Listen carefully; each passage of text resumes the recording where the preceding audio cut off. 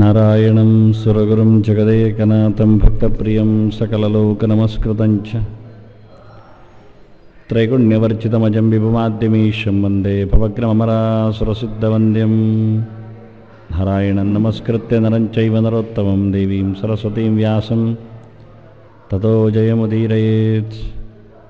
ಧರ್ಮಕ್ಷೇತ್ರೇ ಕುರುಕ್ಷೇತ್ರೇ ಸಮವೇತಾಯುತ್ಸವಃ ಮಾಮಕಾಃ ಪಾಂಡವಾಶ್ಚೈವ ಕಿಮಕುರ್ವತ ಸಂಜಯ. ಶ್ರೀ ಗುರುಭ್ಯೋ ನಮಃ.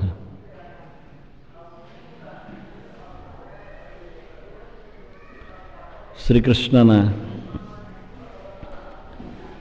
ವಾದದಲ್ಲಿ ಅರ್ಜುನನನ್ನು ಆತ ಚೆನ್ನಾಗಿ ಒಂದು ರೀತಿಯಿಂದ ತರಾಟೆಗೆ ತೆಗೆದುಕೊಳ್ಳುವಂತೆ, ನೀನು ಕೇಳದೆ ಹೋದರೆ, ನಾನು ಹೇಳಿದಂತೆ ನೀನು ಆಚರಣೆಗೆ ತಾರದೇ ಹೋದರೆ,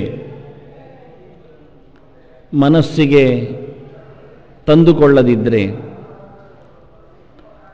ನನ್ನ ನೆನಪಿನಲ್ಲಿ ನೀನು ಕೆಲಸವನ್ನು ನಡೆಸದೇ ಇದ್ದರೆ ನೀನು ಹಾಳಾಗಿ ಹೋಗ್ತೀಯಾ ಅಂತ ಬೆದರಿಸಿದ್ದ, ಹೆದರಿಸಿದ್ದ, ಶಪಿಸಿದ್ದ. ಅದು ಯಾಕೆ ಹಾಗೆ ಹೇಳುತ್ತಾನೆ ಅಂತ ಕೃಷ್ಣ ತನ್ನ ವಾದವನ್ನು ತಾನೇ ಸ್ಪಷ್ಟಗೊಳಿಸ್ತಾನೆ. ಯದಹಂಕಾರಮಾಶ್ರಿತ್ಯ ನಯೋತ್ಸೈತಿ ಮನ್ಯಸೆ ಮಿಥ್ಯೈವ ವ್ಯವಸಾಯಸ್ಥೆ ಪ್ರಕೃತಿ ಸ್ವಾಂ ನಿಯೋಕ್ಷ್ಯತಿ. ನಾನು ಹೇಳುವುದು ನೀನು ಕೇಳುವುದಿಲ್ಲ ಅಂದರೆ ಅರ್ಥ ಏನು?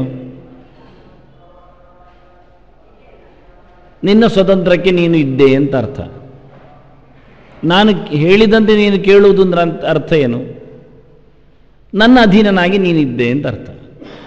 ಈಗ ಯಾವುದು ಸತ್ಯ, ಯಾವುದು ಸರಿ, ಯಾವುದು ತಪ್ಪು, ಯಾವುದು ಮಿಥ್ಯ? ಮಿಥ್ಯ ಅಂದರೆ ತಪ್ಪು, ಇಲ್ಲ ಅಲ್ಲ, ಇದೆ, ತಪ್ಪಾಗಿದೆ. ನಿನ್ನ ಯೋಚನೆಗಳು ತಪ್ಪೋ, ನನ್ನ ಹೇಳಿಕೆಗಳು ತಪ್ಪೋ? ಯಾವುದು ತಪ್ಪು, ಯಾವುದು ಸರಿ? ನನ್ನ ಹೇಳಿಕೆಯಲ್ಲಿ ಒಂದು ಅಂಶ ನನ್ನ ಸ್ವಾತಂತ್ರ್ಯ, ನಿನ್ನ ಪಾರತಂತ್ರ್ಯ. ನಾನು ಹೇಳಿದಂತೆ ನೀನು ಕೇಳುವುದು, ನಾನು ಹೇಳಿದಂತೆ ನೀನು ನಡೆಸಿಕೊಳ್ಳುವುದು, ಇದು ನನ್ನ ಹೇಳಿಕೆನ, ನನ್ನ ನಿರ್ಧಾರ, ನನ್ನ ಕ್ರಮ. ಇದು ನಾನು ಸರಿ ಅಂತೇನೆ, ನಿನ್ನದು ತಪ್ಪು ಅಂತೇನೆ. ನಿನ್ನದೇನು ನಿರ್ಧಾರ? ನಿನ್ನಿಷ್ಟ ಬಂದಂತೆ ಇರುವುದು, ನನ್ನ ಅಧೀನನಾಗಿರದೇ ಇರುವುದು, ನಿನ್ನ ಸ್ವಾತಂತ್ರ್ಯಕ್ಕೆ ನೀನೇ ಯೋಗ್ಯನಾಗಿರುವುದು. ಹಾಗಾಗಿ ಕೇಳಬೇಕಾಗಿಲ್ಲ ಎನ್ನತಕ್ಕಂಥ ನಿನ್ನ ನಿಲುವು, ಅದು ನಿನ್ನ ಒಪ್ಪಿಗೆಯಲ್ಲಿನ ಸರಿ ಅಂತ ನಾನು ಹೇಳ್ತೇನೆ, ಅದು ತಪ್ಪು ಅಂತಾನೆ ಕೃಷ್ಣ. ಯಾಕೆ ತಪ್ಪು ಅಂತೀಯ ಕೇಳಿದರೆ, ಕೃಷ್ಣ ಹೇಳಿದ ನಿನ್ನ ಅಹಂಕಾರ ಅಂದ. ಎಲ್ಲ ಪ್ರತಿಯೊಬ್ಬರದ್ದು, ಎಲ್ಲರೂ ಬೈಯುವುದು ಹೀಗೆಯಾ? ಪ್ರತಿಯೊಬ್ಬರಿಗೂ ಬೈಗಳಲ್ಲಿ ಬರತಕ್ಕಂಥ ಮೊದಲ ಶಬ್ದ ಅಹಂಕಾರ ಅಂತಾರೆ. ಅಹಂಕಾರ ಅಂದ್ರೆ ಏನು ಅರ್ಥ? ಅದು ಎಲ್ಲ ತಾನೇ ಮಾಡ್ತೇನೆ ಅಂತಾನೆ. ಎಲ್ಲ ತಾನೇ ಮಾಡ್ತೇನೆ ಎನ್ನುವುದರಲ್ಲಿ ಏನು ಹೇಳಿಕೆ ಇದೆ, ಏನು ಹೂರಣ ಇದೆ, ಏನು ತುಂಬಿಕೊಂಡಿದೆ ಅದರಲ್ಲಿ? ಪ್ರತಿಯೊಬ್ಬರು ಹೇಳ್ತಾರೆ ಅದವನಿಗೆ ಅಹಂಕಾರ, ಅದವಳಿಗೆ ಅಹಂಕಾರ ಅಂತ. ಅದೆಂಥದ್ದು ಅಹಂಕಾರ? ಅಂದರೆ ಅಹಮೇವ ಕರೋಮೀತಿ ವಿಶ್ವಾಸ, ಅಥವಾ ದಾರ್ಢ್ಯಂವ, ಅಥವಾ ಭ್ರಮೋವ. ನಾನೇ ಮಾಡ್ತೇನೆ ಎನ್ನತಕ್ಕಂತಹ ಹಮ್ಮು, ಅಥವಾ ಗರ್ವ, ಅಥವಾ ಭ್ರಮೆ. ಇದರಲ್ಲಿ ಕೃಷ್ಣ ಹೇಳುವುದೇನು? ಸರಿ ತಾನೇ, ನಾನೇ ಮಾಡ್ತೇನೆ ಎನ್ನತಕ್ಕಂಥ ಗರ್ವ, ಅಭಿಮಾನ, ಹಮ್ಮು, ಬಿಮ್ಮು ಇದ್ರೇನು ತಪ್ಪು? ಏನಾಯ್ತು? ಮಾಡಲಿ. ಅಲ್ಲೆಲ್ಲ ಮಾಡಲಿಕ್ಕೆ ಆಗ್ತದಾ ಅಂತ ಪ್ರಶ್ನೆ. ನಾವಿವತ್ತು ಸ್ವಾವಲಂಬನೆ ಅಂತೇವೆ, ನಾವೇ ನಮ್ಮದೆಲ್ಲ ಚಾಕರಿ ಮಾಡಿಕೊಳ್ಳುವುದು ಅಂತೇವೆ. ಆಗ್ತದೋ? ನಮಗೆ ನಾವಾಗಿ ಹುಟ್ಟಿ ಬರಲಿಕ್ಕೆ ಬರ್ತದೋ? ನಾವು ನಾವಾಗಿಯೇ ನಮ್ಮ ಅಡುಗೆ ಮಾಡಿಕೊಂಡು ಬಾಲ್ಯದಲ್ಲಿ ಊಟ ಮಾಡಲಿಕ್ಕೆ ಬರುತ್ತದೋ? ನಾವು ನಾವಾಗಿಯೇ ನಮ್ಮ ಹೊದಕೆಯನ್ನು ಹಾಕ್ಕೊಂಡು ನಿದ್ದೆ ಮಾಡಲಿಕ್ಕೆ ಬರ್ತದೋ? ಸಾಧ್ಯ ಇಲ್ಲ. ಇದನ್ನು ಉಲ್ಲೇಖ ಮಾಡ್ತಾನೆ. ನಾವು ಯಾವತ್ತು ಪರಾಧೀನರೇ, ಎಲ್ಲ ವಿಷಯದಲ್ಲಿ, ಯಾವಾಗಲೂ, ಎಲ್ಲೆಂದರಲ್ಲಿ. ಬಹಳ ಸುಂದರವಾದ ನುಡಿ ಬಂದದ್ದೇ ಅದನ್ನೇ. ಆ ಸ್ವಾತಂತ್ರ್ಯದ ಹೇಳಿಕೆಯೇ ಒಂದು ರೋಮಾಂಚಕವಾದದ್ದು. ಅದು ಶಕುಂತಲೆ ಹೇಳುತ್ತಾ ಇದ್ದಾಳೆ ದುಷ್ಯಂತನ ಎದುರು ನಿಂತು. ದುಷ್ಯಂತ ಒಪ್ಪಿಕೊಳ್ಳದಿದ್ದಾಗ ಅವಳ ವಾದದಲ್ಲಿನ ವಾಕ್ಯ ಇದು.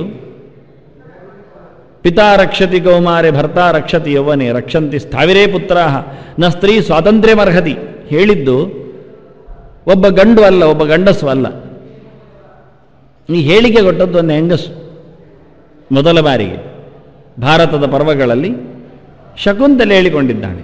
ದಿಟ್ಟ ಮಹಿಳೆಯಾದವಳು, ಅನಾಥೆಯಾದವಳು, ಮೊದಲಿಂದಲೂ ಪರಿತ್ಯಕ್ತೆಯಾದವಳು, ತನ್ನನ್ನು ಅರ್ಥ ಮಾಡಿಕೊಂಡವಳು. ಅವಳು ಹೇಳುತ್ತಾಳೆ, ಹೆಣ್ಣು ಯಾವತ್ತೂ ಒಬ್ಬಂಟಿಗಳಾಗಿಲ್ಲ ಬಾರದು ಅಂತ, ಇರುವುದಿಲ್ಲ ಅಂತ, ಇರಗೊಳಬೇಡಿ ಅಂತ ಕೇಳ್ತಾಳೆ. ಇದನ್ನು ನಾವು ಮಹಿಳೆಯ ಹತ್ತಿರದಲ್ಲಿ ತಂದು ಹಾಕಬೇಕು. ಎಂತ ಹೇಳುತ್ತಾರೆ ಅಂತ, ಅದು ವೇದವ್ಯಾಸರು ಬರೆದದ್ದಲ್ಲ ಹಾಗೆ ಅಂತಾರೆ ಅವರು. ಅಯ್ಯ, ವೇದವ್ಯಾಸರು ಬರೆದದ್ದು ಕೇಳಿದ್ದು, ಸ್ವಂತದ್ದಲ್ಲ. ಅವಳಿಗೆ ಹೇಳಿದ್ಲು, ನಿಮಗೆ ದಾಖಲೆ ಮಾಡಿಟ್ಟಿದ್ದೆ ಅಂತ. ವ್ಯಾಸರು ನಮಗೆ ಉಪಕಾರ ಮಾಡಿತ್ತು. ಒಂದು ಮಹಿಳೆಯ ಹೃದಯವನ್ನು ನಮ್ಮೆದುರು ಬಿಚ್ಚಿಟ್ಟಿದ್ದಾರೆ. ಅರ್ಥ ಮಾಡಿಕೊಳ್ಳುವ, ವಿಶ್ಲೇಷಣೆಗೈಯುವ, ಚಿಂತನೆಗೈದದನ್ನು ಒಳಗೆ ಹಾಕಿಕೊಳ್ಳತಕ್ಕ ಹೃದಯವಂತಿಕೆ ಇಲ್ಲದ ಹೆಣ್ಮಕ್ಕಳಿದ್ದಾರೆ. ಏನು ಮಾಡುವ ಅಂತಾನೆ. ಅದನ್ನು ಬಿಡಿಸಿ ಹೇಳುವ, ತಿಳಿಸಿಕೊಡುವ ಗಂಡು ಎದೆ ಇಲ್ಲಲ್ಲ ಅಂತಾನೆ. ಇನ್ನೊಂದು ವಿಷಯ, ಎರಡು, ಅದನ್ನು ಚೆನ್ನಾಗಿ ತೋರಿಸಿಕೊಡುವ ಗಂಡದೇ ಇಲ್ಲ, ಅರ್ಥೈಸಿಕೊಳ್ಳತಕ್ಕಂಥ ಹೆಣ್ಮಕ್ಕಳು ಇಲ್ಲ. ಹಾಗಾಗಿ ಆ ಶ್ಲೋಕ ವೇದವ್ಯಾಸರ ಸೊತ್ತಾಗಿ ಹೊರಗೆ ಬಂದದ್ದು, ಶಕುಂತಲೆಯ ಆರ್ತನಾಗವಾಗಿ ಹೊರಹೊಮ್ಮಿದ್ದು, ಅದು ಸಾಯ್ತಾ ಇದೆ. ಅವಳು ಹೇಳಿದ್ದೇನು, ಪ್ರಸಂಗ ಏನು ನೋಡಿಕೊಳ್ಳಿ. ಯಾಕೆ ಹೇಳಿದ್ಲು ನೋಡಿ. ಅವಳು ಸಮಾಜದ ಹತ್ತಿರ ಬಂದು ಯಾವುದೋ ಕಾರ್ಯಾಲಯದಲ್ಲಿ ನಿಂತು ಯಾವುದೋ ವಾಹನ ಮಧ್ಯದಲ್ಲಿ ಕೂತು ಹೇಳಿದ್ದಲ್ಲ. ಅವಳು ಹೇಳಿದ್ದೆಲ್ಲಿ, ಅರಸೊತ್ತೆಗೆ ಎದುರು ತನ್ನನ್ನು ರಮಿಸಿ ನಿಂತ, ತನಗೆ ಕೈಯಲ್ಲಿ ಕೂಸನ್ನು ಕೊಟ್ಟ ದೇಶದ ದೊರೆಯ ಹತ್ತಿರ ಹೇಳುತ್ತಾ ಇದ್ದಾಳೆ. ಪ್ರಕರಣ ನೋಡ್ಬೇಕು ನಾವು. ಅವಳು ಹೇಳೋದೇನು, ಅವಳು ಹೇಳಿದ್ದೇನು, ಪಿತಾ ರಕ್ಷತಿ ಕೌಮಾರಿ. ಒಂದು ಹೆಣ್ಮಗಳು ಅವಳು ಎಲ್ಲಿ ಆರಾಮವಾಗಿರ್ತಾಳೆ ಅಂದರೆ ಬಾಲ್ಯದಲ್ಲಿ ತಂದೆಯ ಆಶ್ರಯದಲ್ಲಿ. ತಾಯಿ ಆಶ್ರಯದಲ್ಲಿ ಹೇಳುವುದಿಲ್ಲವ, ಹೇಳಲಿಲ್ಲ ಅವಳು. ತಾಯಿ ಆಶ್ರಯದಲ್ಲಿ ಅಂತ ಹೇಳಲಿಕ್ಕೆ ಹೋಗುವುದಿಲ್ಲ. ಬಾಲ್ಯದಲ್ಲಿ ತಂದೆಯ ಆಶ್ರಯದಲ್ಲಿ ತಂದುಕೊಡುವ, ಬೆಳೆಸುವ, ನೋಡಿಕೊಳ್ಳುವ ಎಲ್ಲದರ ಜವಾಬ್ದಾರಿ ತಂದೆಗೆ. ಅನ್ನು ತಂದೆಯ ಆಶ್ರಯದಲ್ಲಿ ಹೆಣ್ಮಗಳು ಸಣ್ಣತನವನ್ನು ಚೆನ್ನಾಗಿ ಕಳೆಯಬೇಕು. ಬೇಕಾದ್ದನ್ನು ಪಡೆದುಕೊಳ್ಳುವಲ್ಲಿ ತಂದೆಯೇ ಅದಕ್ಕೆ ಮೂಲ ವ್ಯಕ್ತಿ ಅಂತ. ಆನಂತರ ಬೆಳೆದು ನಿಂತ ಕನ್ಯೆಗೆ ಗಂಡನೇ ಸರ್ವಾಧಾರ. ಭರ್ತಾ ರಕ್ಷತಿ ಯೌವನೆ. ಅವಳ ಯೌವನ ಪೂರ್ತಿ ಸವಿಯನ್ನು ಉಣಿಸುವ ಗಂಡ ಅಲ್ಲದ ಇನ್ಯಾರೂ ಅಲ್ಲ. ನಾನು ಮತ್ತೆ ಮನೆ ಹೋಗಿ ಬರ್ತೇನೆ, ತಂದೆಯಲ್ಲಿ ಕೂತ್ಕೊಳ್ತೇನೆ, ಚಾತುರ್ಮಾಸ ಅಲ್ಲಿ ಕಳಿತೇನೆ, ಮಠದಲ್ಲಿ ಕೂತ್ಕೊಳ್ತೇನೆ, ಅದೆಲ್ಲ ಪ್ರಯೋಜನ ಇಲ್ಲ ಅಂತ ಹೇಳ್ತಾನೆ. ಈಗ ನಾನು ಯುವಕಳಿದ್ದೇನೆ, ಯೌವನ ತುಂಬಿ ನಿಂತಿದ್ದೇನೆ, ನನಗೆ ಬೇಕಾದ್ದು ಕಣ್ವರ ಆಶ್ರಮ ಅಲ್ಲ. ತಂದೆ ಸುಮಾರು ಇರ್ತಾರೆ. ತಂದೆನ ಸಾಕು ತಂದೆ, ನೋಡಿಕೊಳ್ಳುವವ, ಹುಟ್ಟಿಸಿದವ, ಅನ್ನ ಹಾಕಿದವ. ಪಂಚೈತೆ ಪಿತರ ಸ್ಮೃತಃ ಉಂಟು, 5 ಜನ ಬರ್ತಾರೆ. ಹಾಗೆ ಒಬ್ಬ ತಪ್ಪಿದರೆ ಇನ್ನೊಬ್ಬ ತಪ್ಪಿದರೆ ಮತ್ತೊಬ್ಬ ಅಂತ ಲೆಕ್ಕಾಚಾರದಲ್ಲಿ ಅಪ್ಪ ತಪ್ಪಿದರೆ ಅಮ್ಮ ಅಂತ ಹೇಳುವುದಿಲ್ಲ ಅವರು. 5 ಅಪ್ಪಂದಿರಿದ್ದಾರೆ, ನೋಡಿಕೋ ಮತ್ತೆ ನೋಡುವ ಅಂತ. ಬಹಳ ಜೋರಿದ್ದಾರೆ ಅವರು. ಹಾಗಾಗಿ ಇಲ್ಲಿ 2ನೆಯ ಹೊತ್ತಿಗೆ ಬಂದು ಯೌವನದಲ್ಲಿ ಗಂಡ ತಂದೆ ಬಳಿ ಹೋಗುವುದಲ್ಲ, ಅಲ್ಲಿ ಇರುವುದಲ್ಲ. ನೋಡಿ, ಅಂಬೆ ಬಗ್ಗೆ ನೋಡಿ, ಯೋಚನೆ ಮಾಡಿ. ಅಂಬೆ ಬೆಳೆದು ನಿಂತ ಹುಡುಗಿ ಬಂದ್ಲು. ಭೀಷ್ಮ ವಿಚಿತ್ರವೀರ್ಯನ ಕಟ್ಲಿಕ್ಕೆ ಹೋಗುವಾಗ ನನಗೆ ಸಾಲ್ವನ ಮೇಲೆ ಇಷ್ಟ ಉಂಟು ಅಂದ್ಲು. ಚೆನ್ನಾಯಿತು, ಬಹಳ ಚೆನ್ನಾಗಿ ಅದ್ದೂರಿಯಲ್ಲಿ ಸೈನ್ಯದ ತುಕಡಿಯೊಂದಿಗೆ ಸಾಲ್ವ ದೇಶಕ್ಕೆ ಕಳುಹಿಸಿಕೊಟ್ಟ ಭೀಷ್ಮ. ಇದು ಆ ಕಾಲದ ರಾಜಕೀಯದ ತನ, ಎಷ್ಟು ಬೇಕೋ ಅಷ್ಟು.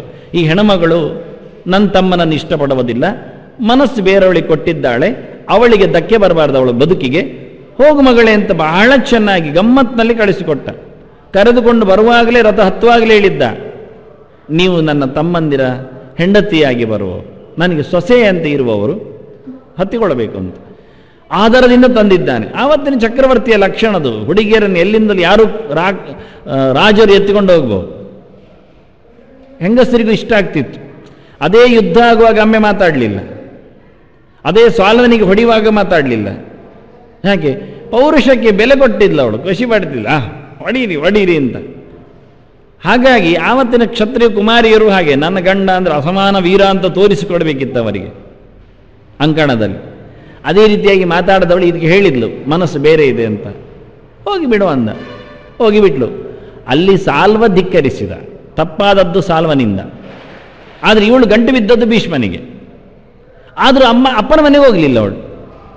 ಭರ್ತಾರಕ್ಷತೆ ಯೌವನೆ, ನನಗೊಂದು ಗಂಡ ಬೇಕು, ಅದು ಯಾರಾದರೂ ಆಗಲಿ. ಶುರು ಮಾಡಿದ್ದು. ಇದು ಅವಳ ತಪ್ಪು, ಆಯ್ಕೆಯ ತಪ್ಪು. ಗಂಡ ಬೇಕೆನ್ನುವುದು ಸರಿ, ಆದರೆ ಪ್ರೀತಿಸಿದವ ಕೈ ಕೊಟ್ಟಾಗ ಇವನನ್ನು ಕೇಳಲಿಕ್ಕೆ ಭೀಷ್ಮ ಹೇಳಿದ, ನಾನು ನನಗೋಸ್ಕರ ತಂದದ್ದಲ್ಲ ತಮ್ಮನಿಗೆ, ನೀನಾಗಲೇ ಮನಸ್ಸಿಲ್ಲ ಹೇಳಿದೆ ಬಿಟ್ಟುಕೊಟ್ಟೆ, ಇನ್ನು ಮನಸ್ಸಾಗುವುದಿಲ್ಲ, ಹೋಗಿ ಬಿಡು ಅಂದ, ಮುಗಿಯಿತು. ಇನ್ನು ನಾನು ಯಾವ ಕರ್ಮಕ್ಕೆ ಕಟ್ಟುವುದು ನನ್ನ ತಮ್ಮನಿಗೆ? ಈಗ ಪರವಾಗಿಲ್ಲಂದೆ ಬಂದಿದ್ದಾಳೆ ಕೇಳಿದರೆ ಅರ್ಥ ಆಗುತ್ತಾ? ಅದೆಲ್ಲ ಸರಿ ಇಲ್ಲ, ಎಷ್ಟು ಮರ ಸುತ್ತಿದ್ದಾರೆ ಯಾರಿಗೊತ್ತು, ಬಿಟ್ಟ. ಹಾಗೆ ಹೇಳಿಬಿಟ್ಟಿದ್ದ, ನನ್ನ ಸಂಬಂಧ ಇಲ್ಲ ಅಂತ. ಅದನ್ನು ಅಂಬೆಯ ನಿರ್ಧಾರದಲ್ಲಿ ತಂದೆ ಮನೆ ಇಲ್ಲ ಎನ್ನುವುದೊಂದು ಸ್ತ್ರೀಯರ ಯೋಚನೆಗಳಲ್ಲಿ, ಭರ್ತಾರಕ್ಷತೆ ಯೌವನ ಎನ್ನುವುದಕ್ಕೆ ಅಡಿವತ್ತದು. ಇನ್ನೊಂದು ಲೆಕ್ಕಾಚಾರದಲ್ಲಿ ತೋರಿಸಿಕೊಟ್ಟಿದ್ದಾಳೆ ಅಂಬೆ, ಹೆಜ್ಜೆ ಇಟ್ಟು ತೋರಿಸಿದ್ದಾಳೆ ಅದನ್ನು. ರಕ್ಷಂತಿ ಸ್ಥಾವಿರೇ ಪುತ್ರ. ಮುದಿತನದಲ್ಲಿ ಮಕ್ಕಳು ನೋಡಿಕೊಳ್ಳಬೇಕು, ಬೀದಿಗಿಡುವುದಲ್ಲ, ಅನಾಥಾಶ್ರಮಕ್ಕೆ ಹಾಕುವುದಲ್ಲ, ಯಾವುದೋ ಮಠಕ್ಕೆ ಊಟಕ್ಕೆ ಸೇರಿಸುವುದಲ್ಲ. ಒಂದಿಷ್ಟು ದುಡ್ಡಿಟ್ಟು ಅಲ್ಲಿ ಬಿದ್ದುಕೊಂಡಿರಲಿ, ಹೂ ಕಟ್ತಾ ಬತ್ತಿ ಮಾಡ್ತಾ ಪಂಚಾದಿಗೆ ಮಾಡ್ತಾ ಬದುಕಿರಲಿ, ಅದರ ಪ್ರಯೋಜನ ಇಲ್ಲ ಅಂದ. ಇವಳು ಹೇಳ್ತಾಳೆ, ಮುಂದಿನ ಅಷ್ಟೂ ದೀರ್ಘವಾದ ಯೋಚನೆಯಲ್ಲಿ ಹೇಳ್ತಾಳೆ, ರಕ್ಷಂತಿ ಸ್ಥಾವಿರೇ ಪುತ್ರ ಅಂತ. ಅದಕ್ಕೆ ಪುತ್ರ ಬಹುವಚನ ಹಾಕಿದ್ದಾಳೆ. ಒಂದಲ್ಲ ಒಂದು ಮಗ ಒಟ್ಟು ಶಾರ ಹಾಕಿಕೊಂಡಾದ್ರೂ ಅದಕ್ಕೆ ಇಷ್ಟಬೇಕು. ಬಹುವಚನ ಇಟ್ಟದ್ದು ಅದಕ್ಕೆ, ಒಂದು ಮಕ್ಕಳನ್ನೆಲ್ಲ ಹೇಳಿದ್ದವಳು. ತುಂಬ ಮಕ್ಕಳನ್ನು ಪಡೆದು ಆಕೆ ಸಿಮಂತಿನಿಯಾಗಿದ್ದುಕೊಂಡು ಎಲ್ಲ ಮಕ್ಕಳು ಒಟ್ಟಿಗೆ ಬದುಕಬೇಕು. ತಿಂಗಳಿಗೆ ಒಬ್ಬರು ನೋಡಿಕೊಳ್ಳುವಾಗಲಿ, 2 ತಿಂಗಳಿಗೆ ಒಬ್ಬರು ನೋಡಿಕೊಳ್ಳುವ ಪರ್ಯಾಯ ವ್ಯವಸ್ಥೆಯಲ್ಲಿ ಆದರೂ ಬಿಟ್ಟು ಹಾಕಲಿಕ್ಕಿಲ್ಲ. ಅವಳು ಯಾವ ಕಾಲದಲ್ಲಿಯೂ ಬೀದಿಯ ಹೆಣ್ಣಾಗಬಾರದು. ಮುದಿತನದಲ್ಲಿಯೂ ಯಾರಿಗೆ ಬೇಕಯ್ಯ ಮುದುಕರಾದವರು, ಮುದಿಯರು ಅಂದರೆ ಅದು ಇಲ್ಲ. ಆ ಕಾಲದಲ್ಲಿಯೂ ಕಾಮುಕರು ಇರಬಹುದು, ಕೆಟ್ಟ ದೃಷ್ಟಿ ಇರಬಹುದು, ಆದರೂ ರಸ್ತೆಗೆ ಹಾಕಬೇಡಿ. ನ ಸ್ತ್ರೀ ಸ್ವಾತಂತ್ರ್ಯ ಅರ್ಹತಿ. ಹೆಣ್ಣು ತನ್ನನ್ನು ತಾನೇ ನೋಡಿಕೊಳ್ಳುವ ಪರಿಸ್ಥಿತಿ ಲೋಕ ಕೊಡಬಾರದು ಅವಳು ಹೇಳುದು. ಸ್ವ ಅಂದರೆ ತಾನು, ತಂತ್ರ ಅಂದರೆ ಬದುಕಿಸಿಕೊಳ್ಳತಕ್ಕಂತಹ ವ್ಯವಸ್ಥೆ. ಒಂದು ಹೆಣ್ಣಿಗೆ ತನ್ನನ್ನು ತಾನೇ ನೋಡಿಕೊಳ್ಳುವ ಪರಿಸ್ಥಿತಿಯನ್ನು ಹೊರಗಿನ ಯಾವುದೇ ಗಂಡು ಸಮಾಜ ಮಾಡಬಾರದು ಅಂತ ಇವಳ ಹೇಳಿಕೆ. ಗಂಡು ಸಮಾಜ ಮಾಡಬಾರದು ಅಂತ ಅವಳು ದೂಡುವುದು. ತಂದೆ ಅನ್ನುವ ಗಂಡು ಮೊದಲು ನೋಡಿಕೊಳ್ಳಬೇಕು, ಗಂಡ ಅನ್ನುವ ಗಂಡು ಮತ್ತೆ ನೋಡಿಕೊಳ್ಳಬೇಕು, ಗಂಡು ಮಕ್ಕಳು ಅನ್ನತಕ್ಕ ಗಂಡು ಉತ್ತರ ಕಾಲದಲ್ಲಿ ನೋಡಿಕೊಳ್ಬೇಕು. ಯಾವ ಕಾಲದಲ್ಲಿಯೂ ಪುರುಷ ಸಮಾಜ ಹೆಣ್ಣನ್ನು ಅವಳ ಪಾಡಿಗೆ ಅವಳು ಬದುಕಲಿಕ್ಕೆ ಆಗುವಂತೆ ಪರಿಸ್ಥಿತಿಯನ್ನು ನಿರ್ಮಾಣ ಮಾಡಿಕೊಳ್ಳಬಾರದು ಅಂತ ಅವಳ ಹೇಳಿಕೆ. ಒಂದು ಹೆಣ್ಮಗಳು ಯಾರೂ ಇಲ್ಲದೆ ಬಿದ್ದಿದ್ದಾಳಲ್ಲ ಬೀದಿಗೆ ಅಂತ ಹೇಳಿಕೊಂಡು ಯಾವ ಕಾಲಕ್ಕೂ ಬರಬಾರದು. ಅಂಗಳದಲ್ಲಿ ನೆಟ್ಟ ಬಳ್ಳಿ, ಅದಕ್ಕೆ ಆಶ್ರಯ ಇಲ್ಲದೆ ಅದು ನೆಲವನ್ನು ಕಚ್ಚಿ ಯಾರೋ ತುಳಿದು ಅಪ್ಪಚ್ಚಿಯಾಗಿ ಅದನ್ನು ಯಾರೋ ಕಿತ್ತು ಎಸೆಯುವಂತೆ ಆಗಬಾರದು. ಆ ಬಳ್ಳಿಗೊಂದು ಗಂಡು ಅದು ಬೇಕೆ. ಹೀಗೆ ಆ ವಾದ ಮಾಡಿದವಳು ಬಹಳ ಚೆನ್ನಾಗಿ ವಾದ ಮಾಡಿದ್ದಾಳೆ. ಆದ್ರಿಂದ ಅಹಂಕಾರ ಏನಿಲ್ಲಿ, ನಾನೇ ನಾನಾಗಿ ನಿಲ್ತೇನೆ ಎನ್ನುವ ಯೋಗ್ಯತೆ ಬಳ್ಳಿಗೆ ಇಲ್ಲ. ಬಳ್ಳಿಗೆ ಮರ ಸುತ್ತಿದರೇನೇ ಭೂಷಣ, ಮರದ ಮೇಲೆ ಚಪ್ಪರದಂತೆ ಹರಡಿದರೇನೆ ಅದರ ಸೊಬಗು. ಎಷ್ಟು ಚಂದವಾದ ಪ್ರಾಣಿಗಳಿದ್ರೂ ಅದಕ್ಕೆ ಕಾಡುಗಳಿದ್ರೇನೆ ಖುಷಿ. ಅಂಗಳದಲ್ಲಿ ಕುಣೀರಿ ಹೇಳಿದರೆ ಮೊಲ, ಅಂಗಳದಲ್ಲಿ ಕುಣೀರಿ ಹೇಳಿದ್ರೆ ನಾಚಿ ಆಗುವುದಿಲ್ಲ ಮೊಲಕ್ಕೆ. ಎಂಥದ್ದು ಕುಣಿಯುವುದು ಹೇಳ್ತದೆ, ಅಂಗಳದಲ್ಲಿ ಕುಣಿಲಿಕ್ಕೆ ಎಂತ ಉಂಟು, ಮಣ್ಣುಂಟು, ಪೊದೆ, ಚಿಗುರು, ಗಿಡ, ಮರ, ಹೂ, ಬಳ್ಳಿ ಎಲ್ಲ ಇರಬೇಕು. ಆಗ ಮೊಲ ಅಲ್ಲಿಂದ ಇಲ್ಲಿಗೆ ಆಡುವಾಗ ಓಡುವಾಗ ಖುಷಿ ಆಗತ್ತೆ, ಅದಕ್ಕೂ ಖುಷಿ ಆಗತ್ತೆ. ನೀವು ಬರೇ ನೆಲವನ್ನು ಕೊಟ್ಟು ಆಡಿ ಅಂದರೆ ಹಾಗೆ ಯಾವುದು ಎಲ್ಲಿರಬೇಕು ಅಲ್ಲಿ ಇರಬೇಕು. ಅದರಿಂದ ಅಹಂಕಾರ ಇಲ್ಲ. ನಾನೊಬ್ಬನೇ ಇರ್ತೇನೆ, ಒಬ್ಬಳಿಗೆ ಇರಲಿಕ್ಕೆ ಬರ್ತದೆ ಎನ್ನುವುದು ಇಲ್ಲ, ಒಪ್ಪಿಕೊಳ್ಳುವುದಿಲ್ಲ ಯಾರು ಸಹ, ಆಗುವುದಿಲ್ಲ ಅಂತಾರೆ. ಪ್ರತಿ ಹಂತದಲ್ಲಿ ಪ್ರತಿಯೊಬ್ಬರು ಒಬ್ಬರಿಗೊಬ್ಬರಿ ಆಶ್ರಯವಾಗಿ ಪರಸ್ಪರಂ ಭಾವಯಂತಹ ಶ್ರೇಯ ಪರಮವಾಪ್ಸ್ಯಥ. ಯಜ್ಞದ ಪ್ರಕ್ರಿಯೆಯನ್ನು ಕೃಷ್ಣ ಹೇಳುವಾಗಲೇ, ಬ್ರಹ್ಮನಿಂದ ನಿರ್ಮಾಣಗೊಂಡಾಗಲೇ ದೇವತೆಗಳು ಹೇಗೆ ಮನುಷ್ಯರೊಡನೆ ಸಹಬಾಳ್ವೆಯಲ್ಲಿ ಬದುಕಿದ್ದಾರೆ ಎಂದು ತೋರಿಸಿಕೊಟ್ಟ. ನೀವು ದಾನ ಧರ್ಮ ಮಾಡಿ, ಯಜ್ಞಯಾಗ ನಡೆಸಿ, ದೇವತೆಗಳ ಸಂಪಾದನೆಯನ್ನು ನೀವು ನಡೆಸಿಕೊಳ್ಳಿ, ದೇವತೆಗಳು ನಿಮಗೆ ಇಷ್ಟವನ್ನು ಕೊಡಲಿ, ಚೆನ್ನಾಗಿ ಬದುಕಲಿ ಅಂತ. ನೀನೊಬ್ಬನೇ ಮಾಡ್ತಿದ್ರೆ ಏನರ್ಥಯ? ಯದ್ ಅಹಂಕಾರ ಆಶ್ರಿತ್ಯ ಎಂತ ಹೇಳ್ತಿ? ನೀನು ಹೇಳುವುದರಲ್ಲಿ ಅಹಂಕಾರ ಉಂಟ ನಿನಗೆ ಕೇಳುತ್ತಾನೆ. ನಿನ್ನಿಷ್ಟದಂತೆ ಮಾಡಲಿಕ್ಕೆ ನಿನಗಾಗತ್ತಾ? ನಿನಗಾಗಿ ಹೇಳಲಿಲ್ವೋ ಅಂತಾನೆ ಕೃಷ್ಣ. ಅಧಿಷ್ಠಾನಂ ತದಾ ಕರ್ತ ಕರಣಂಚ ಪೃಥಗ್ವಿಧಂ ವಿವಿಧಾಶ್ಚ ಪೃಥಕ್ ಚೇಷ್ಟಾ ದೈವಂಚೈವ ಅತ್ರ ಪಂಚಮಂ ಅಂತ. ಅಹಂಕಾರ ಎನ್ನುವುದಕ್ಕೆ ಅವಕಾಶವೇ ಇಲ್ಲ. ನಾನು ಮಾತ್ರ ಎನ್ನುವುದು ಯಾವ ಕೃತಿಯಲ್ಲಿ ಇಲ್ಲ. ನನ್ನ ಕೃತಿಗೆ ಒಂದು ಪ್ಲಾಟ್ಫಾರ್ಮ್ ಬೇಕು, ಅಧಿಷ್ಠಾನ. ನಾನಲ್ಲಿ ನಿಲ್ಲಬೇಕಾದ್ರೂ ನಡೆಸಬೇಕಾದ್ರೂ ನನಗೊಂದು ಜಾಗ, ದೇಶ, ಕಾಲ, ಅವಕಾಶ ಸಿಗಬೇಕು. ಅದರ ಒಟ್ಟಿಗೆ ಅನೇಕ ಚೇಷ್ಟೆಗಳು ಸೇರಿಕೊಳ್ಳುತ್ತವೆ ಸುತ್ತಮುತ್ತ. ಎಲ್ಲರನ್ನೂ ನಾವು ಪಡಿಬೇಕಾಗ್ತದೆ. ಗಾಳಿ ಬೀಸಲು, ನೀರು ಹರಿಯಲು, ರಾತ್ರಿ ಹಗಲಾಗಲು, ಎಲ್ಲದಕ್ಕೂ ಎಲ್ಲರ ಚೇಷ್ಟೆಗಳಿರ್ತವೆ. ಅದರೊಟ್ಟಿಗೆ ಭಗವಂತ ಅಂತೂ ಖಂಡಿತ ಬರಬೇಕು. ದೇವರು ಮನಸ್ಸು ಮಾಡದಿದ್ದರೆ, ದೇವರು ಹೇಳದಿದ್ದರೆ, ದೇವರ ಸಂಕಲ್ಪಕ್ಕೆ ಅದು ಬಾರದಿದ್ದರೆ ಎಷ್ಟು ನಾವು ತಯಾರಿ ಮಾಡಿಕೊಂಡ್ರೂ ಆಗುವುದಿಲ್ಲ. ಅದನ್ನು ಕೃಷ್ಣ ಇಲ್ಲಿ ಎತ್ತಿಕೊಂಡ.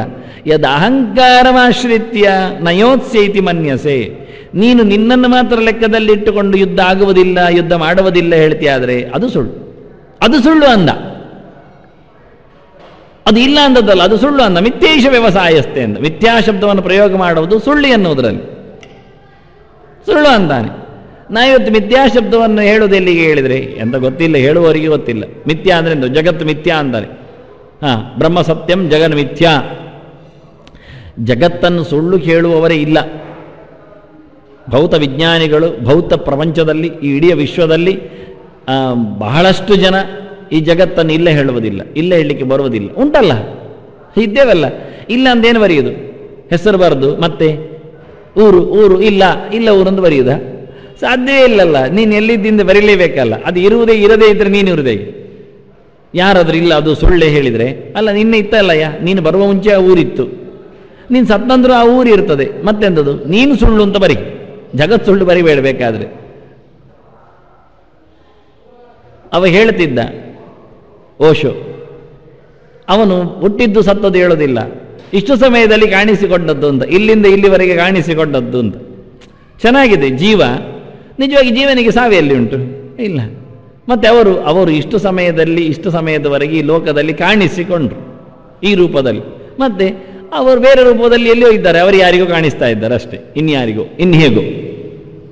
ಇಷ್ಟೇ ಹೊರತು ಇನ್ನೇನಿದೆ ಅಂತ ಕೇಳ್ತಾನೆ. ಇಷ್ಟು ಬಹಳ ಸುಂದರವಾಗಿ ಕಲ್ಪನೆಯನ್ನು ಕೊಟ್ಟ ವಾಸ್ತವವಾಗಿ. ಆದ್ದರಿಂದ ನೀನು ಯುದ್ಧ ಮಾಡುವುದಿಲ್ಲ, ನಾನು ಈ ಕೆಲಸ ಮಾಡುತ್ತೇನೆ, ಭಿಕ್ಷೆಯನ್ನು ಅಟನ ಮಾಡುತ್ತೇನೆ ಹೇಳಲಿಕ್ಕೆ ನಿನಗೆ ಅಧಿಕಾರ ಇಲ್ಲ ಅಂದ ಕೃಷ್ಣ.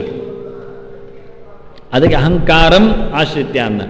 ನಿನ್ನನ್ನೇ ನೀನು ಒನ್ನೊಮ್ಮೆ ಕೇಂದ್ರೀಕರಿಸಿಕೊಂಡೊಮ್ಮೆ ಮಾಡುತ್ತೇನೆ ಅಂತ ಹೇಳಿದರೆ, ಆಶ್ರಿತ್ಯ ಅಂದರೆ ಸಮ್ಯಕ್ ಆಶ್ರಯಣಂ ಅಂತ. ಆ ಸಮಂತಾತ್ ಶ್ರಯಣಂ, ಎಲ್ಲ ರೀತಿಯಲ್ಲಿಯೂ ಸ್ವಾತಂತ್ರ್ಯವನ್ನು ನಿನ್ನಲ್ಲೇ ಉಂಟು ಅಂತ ನೀನೊನ್ನೊಮ್ಮೆ ಮಾಡಿಕೊಂಡರೆ ಅದು ಸುಳ್ಳು. ಅದಲ್ಲ, ವಾಸ್ತವವಾಗಿ ಸಾಧ್ಯವೇ ಇಲ್ಲ ಅಂತ ಹೇಳಿಕೊಂಡು ಮಿಥ್ಯಾ ಶಬ್ದವನ್ನು ಸುಳ್ಳು ಅರ್ಥದಲ್ಲಿ ಕೃಷ್ಣ ತೋರಿಸಿಕೊಟ್ಟ ವಾಸ್ತವವಾಗಿ. ಆದರೆ ಇವತ್ತು ಲೋಕದಲ್ಲಿ ಮಿಥ್ಯಾ ಶಬ್ದಕ್ಕೆ ಇಲ್ಲ ಅರ್ಥವನ್ನು ಕೊಡ್ತಾರೆ, ಇಲ್ಲ ಅರ್ಥವನ್ನು ಇನ್ನೊಂದು ರೀತಿಯಿಂದ ಕೊಡ್ತಾರೆ, ಅನಿರ್ವಚನೀಯ ಅಂತ. ಮಿಥ್ಯಾ ಶಬ್ದಕ್ಕೆ ಏನು ಹೇಳಿದರೆ ಅರ್ಥ ಹೇಳಲಿಕ್ಕೆ ಬರುವುದಿಲ್ಲ ರೀ, ಮತ್ತೆಂತ ಹೇಳುದು? ಶಬ್ದದಿಂದ ಒಂದು ಅರ್ಥ ಹೇಳಲಿಕ್ಕೆ ಬಾರದೇ ಇರುವ ಒಂದು ಶಬ್ದ ಅಂತ ಉಂಟ? ಇದನ್ನು ಮಾಡಿಬಿಡ್ತಾರೆ ದಾರ್ಶನಿಕರು, ಅದ್ವೈತಿಗಳು. ಮಿಥ್ಯಾ ಶಬ್ದಕ್ಕೆ ಮಿಥ್ಯಾ ಶಬ್ದ ಅನಿರ್ವಚನೀಯಮರ್ಥಂ ಪ್ರತಿಪಾದಯತಿ ಅಂತಾರೆ. ಅದು ಹೇಳಲಾಗದ ಅರ್ಥವನ್ನು ಹೇಳುತ್ತದೆ. ಹೇಳಲಾಗದ ಅರ್ಥ ಅಂತ ಒಂದುಂಟು ಹೇಳಲಿಕ್ಕೆ. ನೀವೇನಾದರೂ ಒಂದು ಹೇಳಲೇಬೇಕಲ್ಲ, ಯಾವ ರೀತಿಯಿಂದಾದರೂ ಹೇಳಲೇಬೇಕಲ್ಲ, ಎಲ್ಲಿಯಾದರೂ ಒಂದು ವಾಚ್ಯತ್ವ ಬೇಕಲ್ಲ. ಇಲ್ಲಿ ಹೇಳಲಿಕ್ಕಿಲ್ಲದಿದ್ರು ನಾವು ಅವನನ್ನು ಬೆಂಕಿ ಅಂತ ಹೇಳಿದ್ದೇವೆ, ಹಾಗಾದ್ರೆ ಬೋಡಿ ಬಂದು ಕೊಳ್ಳಿ ತರೋದು ಯಾಕೆ? ಹಿಡ್ಕೊಂಡು ಹೋಗಲಿಕ್ಕೆ. ಅವನ ಮನೆಗೆ ಬೆಂಕಿ ಕಮ್ಮಿ ಇಲ್ಲ, ಬರಲಿಲ್ಲ, ಅದಕ್ಕೆ ಅವನನ್ನು ಮುಟ್ಟಿಸಿಕೊಂಡು ಹೋಗ್ತಾನೆ. ನಾನು ಹಾಗೆಲ್ಲ ಹೇಳಿದ್ದು, ಅವನನ್ನು ಬೆಂಕಿ ಹೇಳಿದ್ದು ಬೆಂಕಿಯಾಗಿ ಭಯಂಕರ ಜೋರಿದ್ದಾನೆ ಅಂತ, ಪ್ರತಾಪಿ ಇದ್ದಾನೆ ಅಂತ, ಸುಟ್ಟುರಿಯುವ ತೇಜಸ್ಸು ಅವನಲ್ಲಿ ಇದೆ ಅಂತ, ಬಹಳ ಅದ್ಭುತವಾದ ಬ್ರಹ್ಮ ವರ್ಚಸ್ಸು ತಪಶಕ್ತಿ ಅವನಲ್ಲಿ ಮಡುಗಟ್ಟಿದೆ ಅಂತ, ಶಾಪ ಹಾಕಿದರೆ ಸುಟ್ಟೋದೀತು ವಸ್ತು ಅಂತ ಹೇಳಿದ್ದು ಹೇಳುತ್ತಾನೆ. ಹೀಗೇನಾಯಿತು? ಒಪ್ಪಿಕೊಂಡೆವು. ಅವನಲ್ಲಿ ಕಡ್ಡಿ ಮುಟ್ಟಿಸಿದರೆ ಹೊತ್ತಿಕೊಳ್ಳುವುದಿಲ್ಲ ಅಂತ ಅರ್ಥ ಆಯ್ತು ನಮಗೆ. ಆದರೆ ಅವನು ಬೆಂಕಿ ಅಂತ ಹೇಳಿದ ತಕ್ಷಣ ಬೆಂಕಿ ಎನ್ನುವುದೊಂದು ಇಲ್ಲ ಅಲ್ಲ, ಒಂದು ಕಡೆಯಲ್ಲಿ ಎಲ್ಲಿಯೋ ಒಂದು ಬೆಂಕಿ ಎನ್ನುವುದಿದೆ, ಅದನ್ನು ಕಡ್ಡಿ ಮುಟ್ಟಿಸಿದಾಗ ಹೊತ್ತಿಸಿಕೊಳ್ಳಿಕ್ಕೆ ಬರ್ತದೆ. ಆದ್ದರಿಂದ ಇವನಲ್ಲಿ ನೀನು ಬೆಂಕಿ ಅಂತ ಹೇಳಿದ್ರು, ಬೆಂಕಿ ಎನ್ನುವ ಅರ್ಥ ಅಲ್ಲದ ಶಬ್ದ ಹೇಳಿದ್ರು, ಹೊತ್ತಿಕೊಳ್ಳುವ ಕೆಲಸ ಆಗದಿದ್ರು, ಬೆಂಕಿ ಎನ್ನುವ ಪದಕ್ಕೆ ಹೊತ್ತಿಕೊಳ್ಳುವ ಒಂದು ವಸ್ತುವಿನಲ್ಲಿ ಸಂಗತಿ ಇದೆ, ಎಲ್ಲಿಯೋ ಒಂದು ಕಡೆಯಲ್ಲಿ ಉಂಟದು, ಅದು ವಾಚ್ಯ. ಇವ ಲಕ್ಷ್ಯ, ಅದು ವಾಚ್ಯ. ಇವನಿಗೆ ಯಾವುದೋ ದೃಷ್ಟಿಯಿಂದ ನಾವು ಬೆಂಕಿ ಹೇಳಿದ್ದೇವೆ, ಆದರೆ ನಿಜವಾದ ಬೆಂಕಿಯನ್ನು ಗುರುತಿಸಲಿಕ್ಕೆ ಬರ್ತದೆ. ಆದ್ದರಿಂದ ಮಿಥ್ಯಾ ಶಬ್ದಕ್ಕೆ ಅನಿರ್ವಚನೀಯ ಅರ್ಥವನ್ನು ನೀವು ಹೇಳಿದರೆ, ಲಕ್ಷ್ಯಾರ್ಥವನ್ನು ಹೇಳಿದರೆ, ವಾಚ್ಯಾರ್ಥ ಎಲ್ಲಿ ಇರಬೇಕಲ್ಲ ಹೇಳಿ, ಅದು ಎಲ್ಲಿ ಅಂತ ಸಖಿ ಬೀಳ್ತದೆ. ಜಗತ್ತಿಗೆ ಮಿಥ್ಯಾತ್ವ ಎನ್ನುವುದು ಲಕ್ಷ್ಯಾರ್ಥದಲ್ಲಿ ಆದರೆ ಸತ್ಯಾರ್ಥದಲ್ಲಿ ಎಲ್ಲಿದೆ ಹೇಳಿ, ತೋರಿಸಿಕೊಡಿ. ಅರ್ಥ ಆಗುವುದಿಲ್ಲ. ಆದ್ದರಿಂದ ಶಬ್ದಕ್ಕೆ ಒಂದು ಅರ್ಥವೇ ಇಲ್ಲ ಹೇಳೋದುಂಟಲ್ಲ, ಅದೇ ಒಂದು ದೊಡ್ಡ ಅರ್ಥ ಇಲ್ಲದ ಒಂದಿಂದ ಅರ್ಥ. ಎಂತಾದರೂ ಒಂದು ಶಬ್ದಕ್ಕೆ ಅರ್ಥವನ್ನು ಹೇಳಲೇಬೇಕು. ನಮಗೆ ಹೇಳಲಿಕ್ಕೆ ಬರುವುದಿಲ್ಲ ಆದರೆ ಅಂಥ ಶಬ್ದವನ್ನು ಪ್ರಯೋಗ ಮಾಡಬಾರ್ದು ಅಷ್ಟೇ. ನಮಗೆ ಗೊತ್ತಿಲ್ಲ ಆ ಅರ್ಥದಲ್ಲಿ ನಾನು ಹೇಳಿದ್ದಲ್ಲ. ಒಬ್ಬನನ್ನು ನಾವು ದಡ್ಡ ಹೇಳಿದೆವು, ಅವ ಹೇಳ್ತಾನೆ ದಡ್ಡ ಅಂದರೆ ಎಂಥದ್ದು ಹೇಳ್ತಾನೆ. ಎಂಥದ್ದು ಹೇಳು ದಡ್ಡ ಅಂದರೆ? ದಡ್ಡ ಅಂದರೆ ಸುಮ್ಮನೆ ಇರ್ತಾನೆ. ನಾನು ಸುಮ್ಮನೆ ಇದ್ದೇನಾ? ಮಾತಾಡ್ತಾ ಇಲ್ಲ ನಿನ್ನ ಹತ್ರ ಕೇಳ್ತಾನೆ. ಎಂತ ಹೇಳುವವ, ದಡ್ಡ ಆದರೆ ನಿನಗೆ ಬುದ್ಧಿ ಇಲ್ಲ ಅಂತ ಅರ್ಥ. ಅಯ್ಯೋ ಬುದ್ಧಿ ಅದು ನಿನಗುಂಟ? ನಿನಗುಂಟು ನನಗುಂಟು. ನಿನಗೆಂತ ಗೊತ್ತುಂಟು ಬುದ್ಧಿ ಅಂತ ಏನು ಅಂತ? ಅದು ನನಗೂ ಇದೆ ಬುದ್ಧಿ ಅಂದರೆ ಏನು ಅಂತ, ಅಷ್ಟೇ ತಾನೇ, ಇನ್ನೇನು. ನಮಗೆ ಅರ್ಥ ಮಾಡಲಿಕ್ಕೆ ಆಗುವುದಿಲ್ಲ. ಹಾಗಾದರೆ ಶಬ್ದ ಹೇಳಬೇಡ. ನಾನು ದಡ್ಡ ಹೇಳಿದ್ದು ಅದಕ್ಕಲ್ಲ, ನೀನು ಮೂರ್ಖ ಅಂತ ಹೇಳಿದ್ದಲ್ಲ, ನೀನು ಮೋಸಗಾರ ಅಂತ ಹೇಳಿದ್ದಲ್ಲ, ನಿನಗೆ ಬುದ್ಧಿ ಇಲ್ಲ ಅಂತ ಹೇಳಿದ್ದಲ್ಲ, ಮತ್ತೆಂಥದ್ದು ಅಂತ ಹೇಳಿದ್ದು ನೀನು. ಅರ್ಥ ಇಲ್ಲದ ಶಬ್ದವನ್ನು ಪ್ರಯೋಗ ಮಾಡೋದ್ರಲ್ಲಿ ಅರ್ಥ ಇಲ್ಲ. ಗೊತ್ತಿಲ್ಲದಿದ್ದರೆ ಹೇಳಬಾರ್ದು, ಬಾಯಿ ಮುಚ್ಚಿಕೊಂಡೋಡು. ಅದನ್ನ ಮಿಥ್ಯಾ ಶಬ್ದ ಪ್ರಯೋಗ ಆಗುವುದು ಶಾಸ್ತ್ರದಲ್ಲಿ ತೋರಿಸಿಕೊಟ್ಟಿದ್ದಾರೆ. ನಿನ್ನ ಏನೊಂದು ತೀರ್ಮಾನ ಇದೆ ಅದು ತಪ್ಪು ಅಂತ. ಮಿಥ್ಯೈವ ವ್ಯವಸಾಯಸ್ಥೆ, ಅಲ್ಲಿ ಮಿಥ್ಯೈಷ ವ್ಯವಸಾಯಸ್ಥೆ ಎನ್ನುವುದೊಂದು ಪಾಠ ಉಂಟು. ಏಷ ಅಂದರೆ ಇದು ಅಂತ. ಇದು ನಿನ್ನ ನಿರ್ಧಾರ, ವ್ಯವಸಾಯ ನಿರ್ಧಾರ, ಅದು ನಿನ್ನ ಕೆಲಸ ಮಾಡದಿರುವಿಕೆ ಎನ್ನುವ ಒಂದು ಕೆಲಸ ಮಾಡುವಿಕೆ. ಹೀಗೆ ವ್ಯವಸಾಯ ನಾನು ಹೇಳಿದ್ದಲ್ಲ, ವ್ಯಾ ಎನ್ನುವ ಅಕ್ಷರಗಳಲ್ಲಿ ಬರುವಂಥದ್ದು ಸ್ವಲ್ಪ ಕಷ್ಟ ಇರ್ತದೆ ಅದು. ನೀನೊಂದು ವ್ಯವಸಾಯಕ್ಕೆ ಹೊರಟಿಯಲ್ಲ, ವ್ಯವಸಾಯ ಅಂದರೆ ಕೃಷಿ ಅಲ್ಲ ಇದು. ಇಲ್ಲಿ ಏನು ಮಾಡದೆ ಇರುವುದು ಎನ್ನುವ ಒಂದು ನಮೂನೆ. ಎಂತ ಮಾಡುವುದಿಲ್ಲ ನಾನು, ಅದು ಒಂದು ಕ್ರಿಯೆ ಅಲ್ಲವ. ಏನಾದರೂ ಮಾಡುವುದು ಒಂದು ಕ್ರಿಯೆ, ಏನು ಮಾಡುವುದಿಲ್ಲ ಎನ್ನುವಾಗಿ ಸುಮ್ಮನೆ ಕೂತ್ಕೊಳ್ಳುವುದು ಒಂದು ಕ್ರಿಯೆ. ಸುಮ್ಮನೆ ಕೂತಿದ್ದಾನೆ ಎನ್ನುವುದು ಕ್ರಿಯೆ ಆಯ್ತಲ್ಲ. ಅರ್ಜುನ ಸುಮ್ಮನೆ ಕೂತಿಲ್ಲ, ಅವನು ಹೇಳ್ತಾನೆ ನಾನು ಭಿಕ್ಷೆ ಆದರೂ ಬೇಡ್ತೇನೆ ಅಂತ. ಅದರಿಂದ ಇನ್ನೊಂದು ಕೆಲಸ ಮಾಡಿ, ಅದು ವ್ಯವಸಾಯ, ವಿರುದ್ಧವಾದಂತಹ ತೀರ್ಮಾನ, ತೀರ್ಪು. ಇದು ತಪ್ಪು ಅಂತ. ಮಿಥ್ಯೈವ ವ್ಯವಸಾಯಸ್ಥೆ, ನಿನ್ನ ವಿರುದ್ಧ ಗತಿ ಏನಿದೆ ಇನ್ನೊಂದು ರೀತಿಯಿಂದ ತಿರುಗುವುದು. ನಾನು ಹೇಳಿಕೆ ಕೊಟ್ಟದ್ದರ ವಿಷಯವನ್ನು ಬಿಟ್ಟು ತದ್ವಿರುದ್ಧವಾಗಿರತಕ್ಕ ನಿನ್ನ ನಿಲುವು ಏನಿದೆ ಅದು ಖಂಡನೀಯ ಅಂದ. ಅದು ತಪ್ಪು ಅಂತ, ಅದು ಸರಿಯಿಲ್ಲ ಅಂತ. ಯಾಕೆ ಸರಿಯಿಲ್ಲ ಅಂದರೆ, ನಾನು ಮಾಡಿದ್ದು ಸರಿ ಇಲ್ಲ, ನೀನು ಮಾಡಿದ್ದು ಸರಿ ಅಂದರೆ, ನೀನು ಮಾಡಿದ್ದು ಸರಿಯಿಲ್ಲ ಎನ್ನುವುದು ಯುಕ್ತಿಯುಕ್ತವಾಗಿದೆ. ಎಲ್ಲಿ ಯುಕ್ತಿ ಇದೆ? ತೀರ್ಪು ಕೊಡಲಿಕ್ಕೆ ಏನು ಕಾರಣ ಇದೆ ಅಂದರೆ, ಅದಕ್ಕೆ ನೀನು ಅಹಂಕಾರದಲ್ಲಿ ಹೇಳಿದ್ದು ಅಂತ ಗೊತ್ತಾಗಿದೆ. ಪ್ರತಿಯೊಬ್ಬನು ಅಹಂಕಾರ ಬಟ್ಟೆ ಹೇಳ್ತಾನೆ ಅಂದರೆ, ನನ್ನ ಅಹಂಕಾರ ಶಬ್ದ ಬೇರೆ, ಅಹಂಕಾರಂ ಆಶ್ರಿತ್ಯ ಅಂತಾನೆ. ನೀನೇ ಮಾಡಿದ್ದು ಅಂತ ತಿಳ್ಕೊಂಡು ನೀನು ಹೇಳ್ತಾ ಇದ್ದಿ, ನಿನಗೆ ಯಾವುದನ್ನು ಮಾಡಲಿಕ್ಕೆ ಬರುವುದಿಲ್ಲ, ಬಿಡಲಿಕ್ಕೂ ಬರುವುದಿಲ್ಲ. ಮತ್ತೆ ಯಾರು ಮಾಡಿಸ್ತಾರೆ? ಹಿಂದೆ ಹೇಳಿದ್ದೇನೆ ಅಂದ, ದೈವಂಚೈವಾತ್ರ ಪಂಚಮಂದು ತುಂಬ ಜನ ಇದ್ದಾರೆ, ತುಂಬ ಜನರಿಗೆ ನನ್ನ ಮೇಲೆ ಏನು ಅಧಿಕಾರ ಇದೆ ಅಂತ. ನಾನು ಮಾಡ್ತೇನೆ ಅಂದರೆ ಕರ್ತೃಪ್ರಧಾನವಾಗಿ ನಿರ್ದೇಶನತ್ತು. ಅಹಂ ಶಬ್ದ ಹಾಕಿದ್ದ ಅದಕ್ಕೆ ಅವನು. ನಾನು ಮಾಡಿದರೆ ಮಾಡ್ತೇನೆ, ನಾನು ಮಾಡದಿದ್ದರೆ ನನ್ನ ಅಂಕಿಯನ್ನು ಮೀರಿಸಿಕೊಂಡು ಆ ಕೆಲಸವನ್ನು ಮಾಡುವವರು ಯಾರಿದ್ದಾರೆ? ಈಗ ಉದಾಹರಣೆಗೆ ಪೂಜೆಯವ ಹೇಳ್ತಾನೆ ದೇವಸ್ಥಾನಗಳಲ್ಲಿ, ನಾನು ಪೂಜೆ ಮಾಡುವುದು ಅಂತಾನೆ. ಇವತ್ತು ನಾನು ಪೂಜೆ ಮಾಡುವುದಿಲ್ಲ, ನೋಡುವ ಏನಾಗ್ತದೆ ಅಂದರೆ, ಅವನು ಪೂಜೆ ಮಾಡಿದ್ದು ಅವನೊಬ್ಬನೇ ಪೂಜೆ ಮಾಡುವುದು, ಇನ್ಯಾರೋ ಒಬ್ಬರು ಬಂದು ಪೂಜೆ ಮಾಡ್ತಾನೆ. ನಾವು ಕೆಲವೊಮ್ಮೆ ಹೇಳೋದುಂಟು, ಅವರನ್ನು ಕರೆಯುವುದೇ ಇಲ್ಲ ಪುರೋಹಿತರನ್ನು, ಇನ್ನೊಬ್ಬರು ಯಾರೋ ಬಂದು ಮಾಡಿ ಹೋಗಿರ್ತಾರೆ, ಕೆಲಸ ನಿಂತು ಹೋಗ್ತದ. ನೋಡುವ, ನಾನು ಹೋಗುವುದೇ ಇಲ್ಲ ಇವತ್ತು ಅವರ ಪುರೋಹಿತಕ್ಕೆ, ಏನು ಪಿಂಡ ಹಾಕ್ತಾರೆ ನೋಡುವ ಅಂತ. ಅವರು ಆರಾಮಾಗಿ ಊಟ ಮಾಡಿ ಕಡದಲ್ಲಿ ಮಲಗಿರ್ತಾರೆ. ಏನು ಅದು ಪಕ್ಕದ ಮನೆಯವರದ್ದು ಬರಲಿಕ್ಕೆ ಹೇಳಿದೆ, ಬಂದರು, ಕೆಲಸ ಆಗಿ ಹೋಯ್ತು ಅಂತ. ನಾವು ನಿಲ್ಲಿಸ್ತೇವೆಯಾ? ಬರುವುದಿಲ್ಲ ಹೇಳಿ ಒಬ್ಬ ಬರುವುದಿಲ್ಲ ಅಂತ ಸತ್ಯಾಗ್ರಹ ಮಾಡಿದರೆ ಕೆಲಸ ನಿಂತು ಹೋಗುತ್ತಾ? ಇಲ್ಲ. ಹಾಗೆ ಇವನು ಯೋಚನೆ, ನಾನು ಅಹಂಕಾರ ಪಟ್ಟು ಮಾಡುವುದಿಲ್ಲ ಹೇಳಿದರೆ ನನ್ನ ಕೆಲಸವನ್ನು ಯಾರು ಮಾಡ್ತಾನೆ ನೋಡುವ, ಹೇಗೆ ಬಿಟ್ಟು ಕೊಡ್ತೇನೆ ನಾನು ಕೇಳಿದರೆ, ಅದಕ್ಕೆ ಕೃಷ್ಣ ಹೇಳುತ್ತಾನೆ, ನೋಡು, ನೀನು ಮಾಡುವುದಿಲ್ಲ ಅಂದಾಗ ಇನ್ಯಾರೋ ಮಾಡ್ತಾರೆ ಅಂತೇಳಿ ನಾನು ಕಾರಣ ಪ್ರಪಂಚವನ್ನು ಕೊಟ್ಟಿದ್ದೇನೆ, ಆದ್ದರಿಂದ ದೇವರೊಬ್ಬ ಇದ್ದಾನೆ, ಅವನು ಮಾಡ್ತಾನೆ ಅಂತ ನಾನು ಹೇಳುವುದಿಲ್ಲ, ನಿನ್ನನ್ನೇ ಮಾಡಿಸ್ತಾನೆ ಅಂತ ಹೇಳ್ತೇನೆ ಅಂತ ಮತ್ತೊಂದು ವಿಷಯವನ್ನು ಹೇಳ್ತಾನೆ ಇವತ್ತು ಕೃಷ್ಣ. ಪ್ರಕೃತಿಸ್ತ್ವಂ ನಿಯೋಕ್ಷತಿ ಅಂತ. ನಾವಿಷ್ಟರ ಹಿಂದಿನ ಹೇಳಿಕೆಯಲ್ಲಿ ಅಹಂಕಾರಕ್ಕೆ ಖಂಡನೆಯನ್ನು ಕೊಟ್ಟೆವು ಕೇಳಿದರೆ, ಅಹಂಕಾರಕ್ಕೆ ಅವನೊಬ್ಬನೇ ಮಾಡುವುದಲ್ಲ, ತುಂಬ ಜನ ಸೇರ್ತಾರೆ, ಎಲ್ಲರೊಟ್ಟು ಸೇರುವುದರಿಂದ ಆಗುವಂಥದ್ದು, ಒಬ್ಬನೇ ಬೀಗಿಕೊಳ್ಳಿಕ್ಕಿಲ್ಲ, ಅದರ ಲಾಭವನ್ನು ಪಡೀಲಿಕ್ಕಿಲ್ಲ.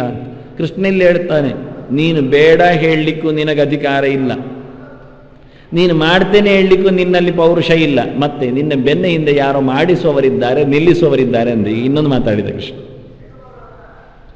ಅಲ್ಲಿ ಹೇಳದ್ದರ ಇನ್ನೊಂದು ಸಂಗತಿ ಹಿಡಿದ. ವಾಸ್ತವವಾಗಿ ಅದರ ಹೇಳಿಕೆಯಲ್ಲಿ ಸೇರಿಕೊಳ್ತದೆ. ಯಾಕೆಂದರೆ ದೈವಂ ಚೈವಾತ್ರ ಪಂಚಮ ಎನ್ನುವಲ್ಲೇ ಉಂಟು, ದೇವರಿದ್ದಾನೆ ಎನ್ನುವುದೇ ಮುಖ್ಯ. ಆದರೆ ದೇವರು ಹೇಗೆ ಮಾಡುತ್ತಾನೆ, ಅದಕ್ಕೆ ನಾನು ದೃಷ್ಟಾಂತ ಇಟ್ಟದ್ದು ದೇವರ ಪೂಜೆ ಅಂತ. ನೀವು ದೇವರ ಪೂಜೆಯ ಬಗ್ಗೆ ದೇವರು ಮಾಡ್ತಾನೆ ಹೇಳಲಿಕ್ಕೆ ಸಿಗುವುದಿಲ್ಲ. ಯಾಕೆ? ದೇವರ ಪೂಜೆ ದೇವರಿಂದ ಮಾಡೋದು ಚೆನ್ನಾಗಲಿಲ್ಲ, ಅದು ಮಾಡುವುದು ದೇವರೇ ಇಟ್ಟುಕೊಳ್ಳುವ. ಆದರೆ ದೇವರ ಪೂಜೆ ದೇವರೇ ಮಾಡಿದರೆ ಅದು ಚೆನ್ನಾಗಿ ಕಾಣುವುದಿಲ್ಲ. ಪೂಜೆ ಅಂದರೆ ಯಾರೋ ಇನ್ನೊಬ್ಬರು ಮಾಡಬೇಕು, ಅದು ದೇವರ ಪೂಜೆ. ನಾವು ನಮಗೆ ಗೌರವ ಕೊಟ್ಟುಕೊಂಡ್ರೆ, ಶಾಲು ಹೊದಿಸಿ ಮಾಲೆ ಹಾಕಿಕೊಂಡು ಪ್ರಶಸ್ತಿ ಕೊಡಲಾಯಿತು, ನಾವೇ ಎಲ್ಲಿ ನಮಗೆ ಕೊಟ್ಟುಕೊಂಡ್ರೆ ಮತ್ತೆ ಕೊನೆಗೆ ಕೆಳಗಿಟ್ಟು ನಾವೇ ಕೈ ಚಪ್ಪಾಳೆ ತೆಗೆದು, ಇದಕ್ಕೆ ಎಂತ ಅರ್ಥ ಉಂಟು? ಇದಕ್ಕೆ ಸನ್ಮಾನ ಹೇಳ್ತಾರ? ಹೇಳುವುದಿಲ್ಲ. ಯಾರೂ ಬರದಿದ್ದರೆ, ಯಾರದ್ದಾದ್ರೂ ಎದುರಾದ್ರೂ ಇಷ್ಟು ಮಾಡಿದರೆ ಒಂದು ಹುಚ್ಚ ಅಂತ ಹೇಳ್ಬೋದು. ಯಾರು ಬರಲಿಲ್ಲ ಇಟ್ಟುಕೊಳ್ಳುವ, ಅವರೇ ಅವರಾಗೆ ಹೀಗೆ ಶಾಲ ಹಾಕಿ, ಹೊತ್ತು ಕನ್ನಡಿ ಇರಲಿಲ್ಲ, ಇನ್ನೊಂದು ಜನ ಉಂಟು ಹೇಳುವಾಗ ಅವರೇ ಶಾಲ ಹಾಕಿಕೊಂಡು ಮಾಲೆ ಹಾಕಿಕೊಂಡು ಪ್ರಶಸ್ತಿ ಇಟ್ಕೊಂಡು ಕೈ ಚಪ್ಪಾಳೆ ತಟ್ಟಿಕೊಂಡು ಆಚೀಚೆಲ್ಲ ಪೋಸ್ ಕೊಟ್ಟು ಮತ್ತೆ ತೆಗೆದಿಟ್ಟು ಯಾರ್ದ ಏನುಂಟು ಇದಕ್ಕೆ? ಇದು ದೇವರ ಪೂಜೆ ಆಯಿತು. ನಾನು ಮಾಡುವುದಿಲ್ಲ ದೇವರ ಪೂಜೆ ಅಂತೇಳಿ ಕರ್ತೃ ಸುಮ್ಮನೆ ಕೂತ್ರೆ, ಗಂಟೆ ಹೊಡೆಯವನು ಬರುವುದಿಲ್ಲ ಅಂತ ಮನೆಯಲ್ಲಿ ಮಲಗಿಬಿಟ್ರೆ, ನೋಡಿ ಇವತ್ತು ದೇವರ ಪೂಜೆ ಆಗ್ತದೆ ಹೇಳಿದರೆ ದೇವರ ಪೂಜೆ ಮಾಡಿಕೊಳ್ಳಿ, ನಮಗೇನೋ ಹೇಳಿದರೆ ಅರ್ಥ ಉಂಟಾ? ದೇವರ ಪೂಜೆಗೆ ಬೇರೆಯವರೇ ಮಾಡಬೇಕು, ದೇವರು ಸುಮ್ಮನೆ ಕೂತ್ಕೊಳ್ಬೇಕು. ದೇವರಂತೆ ನಾನು ಕೂತ್ಕೊಳ್ತೇನೆ ಹೇಳಬೇಕು ಅವನು. ಸುಮ್ಮನೆ ದೇವರಂತೆ ಕೂತ್ರೆ ಮಾತ್ರ ಪೂಜೆಯಲ್ಲಿ ಗೋಜಿ ಕಾಣುವುದು. ದೇವರ ಮಧ್ಯೆಯಲ್ಲಿ ಗಂಟಾವಣಿ ಅವನ ಅಲ್ಲಾಡಿಸಿ ಶುರು ಮಾಡಿದರೆ ನಾವು ಹೇಳ್ತೇವೆ, ನೀನು ಅಲ್ಲಾಡಿಸೋದಲ್ಲ, ಸುಮ್ಮನೆ ಕೂತು ನೀನೆಂತಲ್ಲ, ನಿನ್ನ ಪೂಜೆ ನಾವು ಮಾಡಿ, ನೀವು ಬಾಯಿ ಮುಚ್ಚಿ ಕೂತ್ಕೊಳ್ಬೇಕು ಹೇಳ್ತೇವೆ ನಾವು. ಅವನು ಅಲ್ಲಾಡಿಕ್ಲೂ ಇಲ್ಲ ನೋಡಿ, ಬಾಳೆಹಣ್ಣೆಲ್ಲ ಮೇಲಿಡ್ತಾರೆ ತಲೆ ಮೇಲೆ ಎಲ್ಲ, ಅದು ಯಾರು ಹೇಳಿಕೊಟ್ಟಿದ್ದಾರೆ ಗೊತ್ತಿಲ್ಲ. ತಲೆಯಲ್ಲಿ ಕೈಯಲ್ಲಿ ಎಲ್ಲ ಸಿಕ್ಕಿಸಿಕೊಂಡು ಬಾಳೆಹಣ್ಣೆಲ್ಲ ಇಡ್ತಾರೆ, ಅವ ಸುಮ್ಮನೆ ಹೀಗೆ ನಿಲ್ಲಬೇಕು ಮಾರೆ, ಅವನೊಂದು ಪ್ರಾರಬ್ಧ. ವಾಸ್ತವವಾಗಿ ಪಂಚ ಅಮೃತ ಅಭಿಷೇಕ ಹೇಳಿದ್ದಾರೆ. ಹಾಲು, ಮೊಸರು, ತುಪ್ಪ, ಜೇನುತುಪ್ಪ, ಇದೆಲ್ಲ ಪಂಚ ಅಮೃತಗಳು. ಅಮೃತ ಅಂದರೆ ನೀರು. ಮತ್ತೆ ಫಲೋದಕ ಹೇಳಿದ್ದಾರೆ. ಫಲೋದಕ ಅಂದರೆ ಸಿಯಾಳ, ಅದು ಫಲೋದಕವೇ, ಅದು ಹೇಳಿದ್ದಾರೆ. ಈ ಬಾಳೆಹಣ್ಣೆಲ್ಲ ಸಿಕ್ಕಿಸ್ಲಿಕ್ಕೆ ಹೇಳಲಿಲ್ಲ, ಅದೇನು ಗೊತ್ತಿಲ್ಲ, ಅದು ಗಮ್ಮತ್ತು ಮಾಡ್ತಾರೆ. ಪ್ರತಿಯೊಂದು ಕಡೆಯಲ್ಲಿ ಬಾಳೆಹಣ್ಣೆಲ್ಲ ಸಿಕ್ಕಿಸಿಟ್ಟವನಿಗೆ, ಇನ್ನು ಕೆಲವರು ದ್ರಾಕ್ಷಿ, ಸೇಬು ಅದೆಲ್ಲ ತುಂಡರಿಸಿ ಒಳ್ಳೆ ಸಲದ್ ಮಾಡಿ ಅವನಿಗೆ ಹಾಕುವವರು ಇದ್ದಾರೆ. ಅದು ಇನ್ನಷ್ಟು ಮುಂದೋಗಿದೆ, ಭಾಳ ವಿಚಿತ್ರವಾಗಿದೆ ಅದು. ಅದು ಇನ್ನು ಅದರ ಆಚೆಗೆ ನಿಂತವರು ತರಕಾರಿ ಅಭಿಷೇಕ ಮಾಡ್ಬೋದು. ಎಲ್ಲ ಗೊತ್ತಾದರೆ ಏನು ಮಾಡ್ತಾರೆ, ಎಲ್ಲ ತರಕಾರಿಗಳನ್ನು ಹೆಡಿಗೆ ಹೆಚ್ಚಿ ಹಾಕಿ ಚೆಂದ ಮಾಡಿ ಅಭಿಷೇಕ ಮಾಡಿ ಅದು ಶುರು ಮಾಡಿದ್ದಾರೆ, ಏನು ಗೊತ್ತಿಲ್ಲ, ವದಂತಿ ಬರ್ಬೋದು.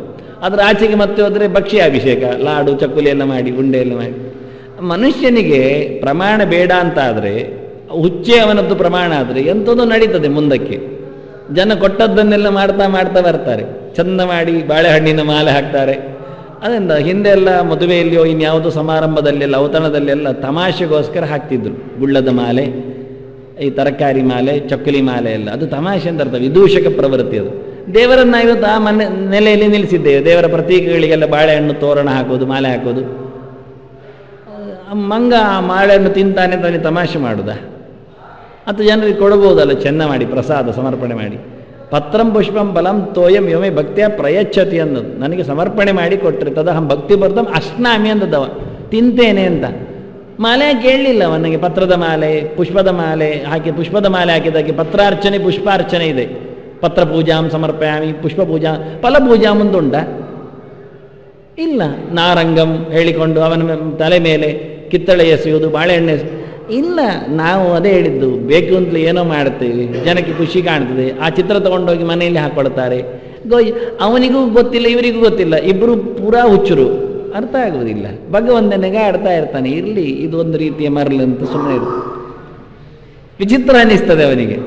ನಮಗೆಲ್ಲ ಇದನ್ನು ನೋಡುವಾಗ, ಎಷ್ಟು ಪ್ರಮಾಣಾತೀತವಾದದ್ದನ್ನು ನೋಡುವಾಗ, ಇಷ್ಟು ಒಂದು ಗಲೀಜುತನ, ದೌರ್ಬಲ್ಯ, ಮನೋದೌರ್ಬಲ್ಯ ಮನುಷ್ಯ ಜಾತಿಯಲ್ಲಿ, ಅರ್ಚಕ ವೃತ್ತಿಯಲ್ಲಿ, ಪೂಜೆಯ ಪ್ರಕರಣದಲ್ಲಿ, ಧಾರ್ಮಿಕ ಕ್ಷೇತ್ರದಲ್ಲಿ ಬರಬೇಕಾದ್ರೆ ತೀರಾ ಗಲೀಜಾಯ್ತಲ್ಲ ಅಂತ. ನಾಳೆ ಒಬ್ಬ ವಿಮರ್ಶೆ ಮಾಡುವವ ದೊಡ್ಡ ಪ್ರಶ್ನೆಯಾಗಿ ಹಾಕಿದಾಗ ಇವರನ್ನೆಲ್ಲ ಪುಡಿಕಾಸಿಗಿಂದ ಆಚೆ ದುಡ್ತಾನೆ. ಎಂಥದ್ದು ಗೊತ್ತಿರಲಿಲ್ಲ ಅಂತಾನೆ, ಯಾವ ವಾಕ್ಯಗಳು ಇವರಿಗೆ ಪ್ರಮಾಣ ಗೊತ್ತಿಲ್ಲ ಅಂತ, ಯಾವ ಸಂಹಿತೆಗಳು, ತಂತ್ರಗಳು, ಆಗಮಗಳು ಇವರಿಗೆ ತಲೆಯಲ್ಲಿಲ್ಲ ಎನ್ನುವುದಿಲ್ಲ ಅಂತ ಸಾರಾಸಗಟಾಗಿ ದುಡಿ ಹಾಕ್ತಾನೆ. ಇಷ್ಟು ಸಮಯ ದೇವರ ಹತ್ತಿರ ಕೂತವರು ಮಾಡಿದ್ದಿಷ್ಟೇ ಹೇಳಿಕೊಂಡು, ಅಜ್ಞಾನದ ಪರಮಾವಧಿ. ಒಬ್ಬ ಸಿಮೆಂಟು, ಜಲ್ಲಿ, ಹೊಯ್ಗೆ ಎಲ್ಲ ತರಿಸಿಕೊಂಡು ಏನೇನೋ ರೀತಿಯಲ್ಲಿ ಕಲಿಸಿಕೊಂಡು ಎಲ್ಲ ಏನೇನೋ ಬಗೆಯಿಂದ ಹಾಸಿದರೆ ಹೇಗೋ ಹಾಗೆ ಆಯಿತು. ಅದರಲ್ಲಿ ಎಷ್ಟು ಪ್ರಮಾಣದಲ್ಲಿ ಯಾವುದನ್ನು ಸೇರಿಸಬೇಕು, ಎಲ್ಲಿ ಸೇರಿಸಬೇಕು, ಹೇಗೆ ಇಡಬೇಕು ಎನ್ನುವುದು ಇಂಜಿನಿಯರಿಂಗ್ ತಂತ್ರಜ್ಞಾನ. ಅದು ಬಿಟ್ಟು ಹೀಗೆಲ್ಲ ಮಾಡಿದಾಗ ಆಯಿತು. ಅಡಿಗೆಯನ್ನು ಗೊತ್ತಿಲ್ಲದವ ನಾನು ಹೇಳಿದಾಗೆ ಮಂಡಿಗೆ ಭಕ್ಷ್ಯ ಅಂತ ಹೇಳಿಕೊಂಡು ಕಲಸಿ ಸೌಟಲ್ಲಿಯೂ ಬೀಳದಂತೆ, ಸಟ್ಟಿಗದಲ್ಲಿ ಇಳಿಯದಂತೆ, ಕೋಲಲ್ಲಿಯೂ ತಿನ್ನಲಿಕ್ಕೆ ಆಗದಂತೆ, ಬಾಯೊಳಗೆ ಹಾಕ್ಕೊಂಡು ಜಗಿಲಿಕ್ಕೆ ಸಿಗದಂತೆ ಮಾಡಿದಾಗ ಆಯ್ತಲ್ಲ ಇದು. ಅದಾದರೆ ಸಾಯಲಿ, ಒಂದೆರಡು ದಿನದ್ದು, ಪಾಪ ಪುಣ್ಯದ್ದಲ್ಲ ಅದು. ತಿನ್ನುವಲ್ಲಿ ಏನು ನಮ್ಮನ್ನು ನಾವು ಮಾಡಿಕೊಂಡ್ರು ಎಂತಾದರೂ ಹೊಟ್ಟೆಗೆ ಹೋಗುವುದಲ್ವಾ, ಹೋಗಲಿ. ಇದು ಹಾಗಲ್ಲಲ್ಲ, ಇದು ಪುಣ್ಯಪ್ರದ ಅಲ್ವಾ, ತಪ್ಪು ಮಾಡಿದರಲ್ಲಿ ಪಾಪಪ್ರದ ಅಲ್ವಾ. ಕೃಷ್ಣನಿಂದ ಹೇಳಿದ್ನಲ್ಲ, ನಯೋತ್ಸೈತಿ ಮನ್ಯಸೆ ಹೇಳಿಕೊಂಡಾನೆ, ನೀನೀಗೆ ಮಾಡಿದರೆ ಪಾಪಮವಾಪ್ಸ್ಯಸಿ ಸ್ವಧರ್ಮಂ ಹಿತ್ವಾ ಸ್ವಧರ್ಮಂ ಪಾಪಮವಾಪ್ಸ್ಯಸಿದ್ದಿಂದ ಹೇಳಿದ್ದ. ನೀನು ಆಗುವುದಿಲ್ಲ ಹೇಳಿದರೆ ನೀನು ನಿನ್ನ ಕೆಲಸ ಕೈ ಬಿಟ್ಟಾಗಾಯಿತು. ಹಿಂದೆ ಕೃಷ್ಣ ಬೇರೆ ರೀತಿಯಲ್ಲಿ ವಿಶ್ಲೇಷಣೆ ಮಾಡಿದ್ದಿದ್ದನು, ಈಗ ಅದನ್ನು ಸಮ್ಮರೈಸ್ ಮಾಡ್ತಾ ಇದ್ದಾನೆ.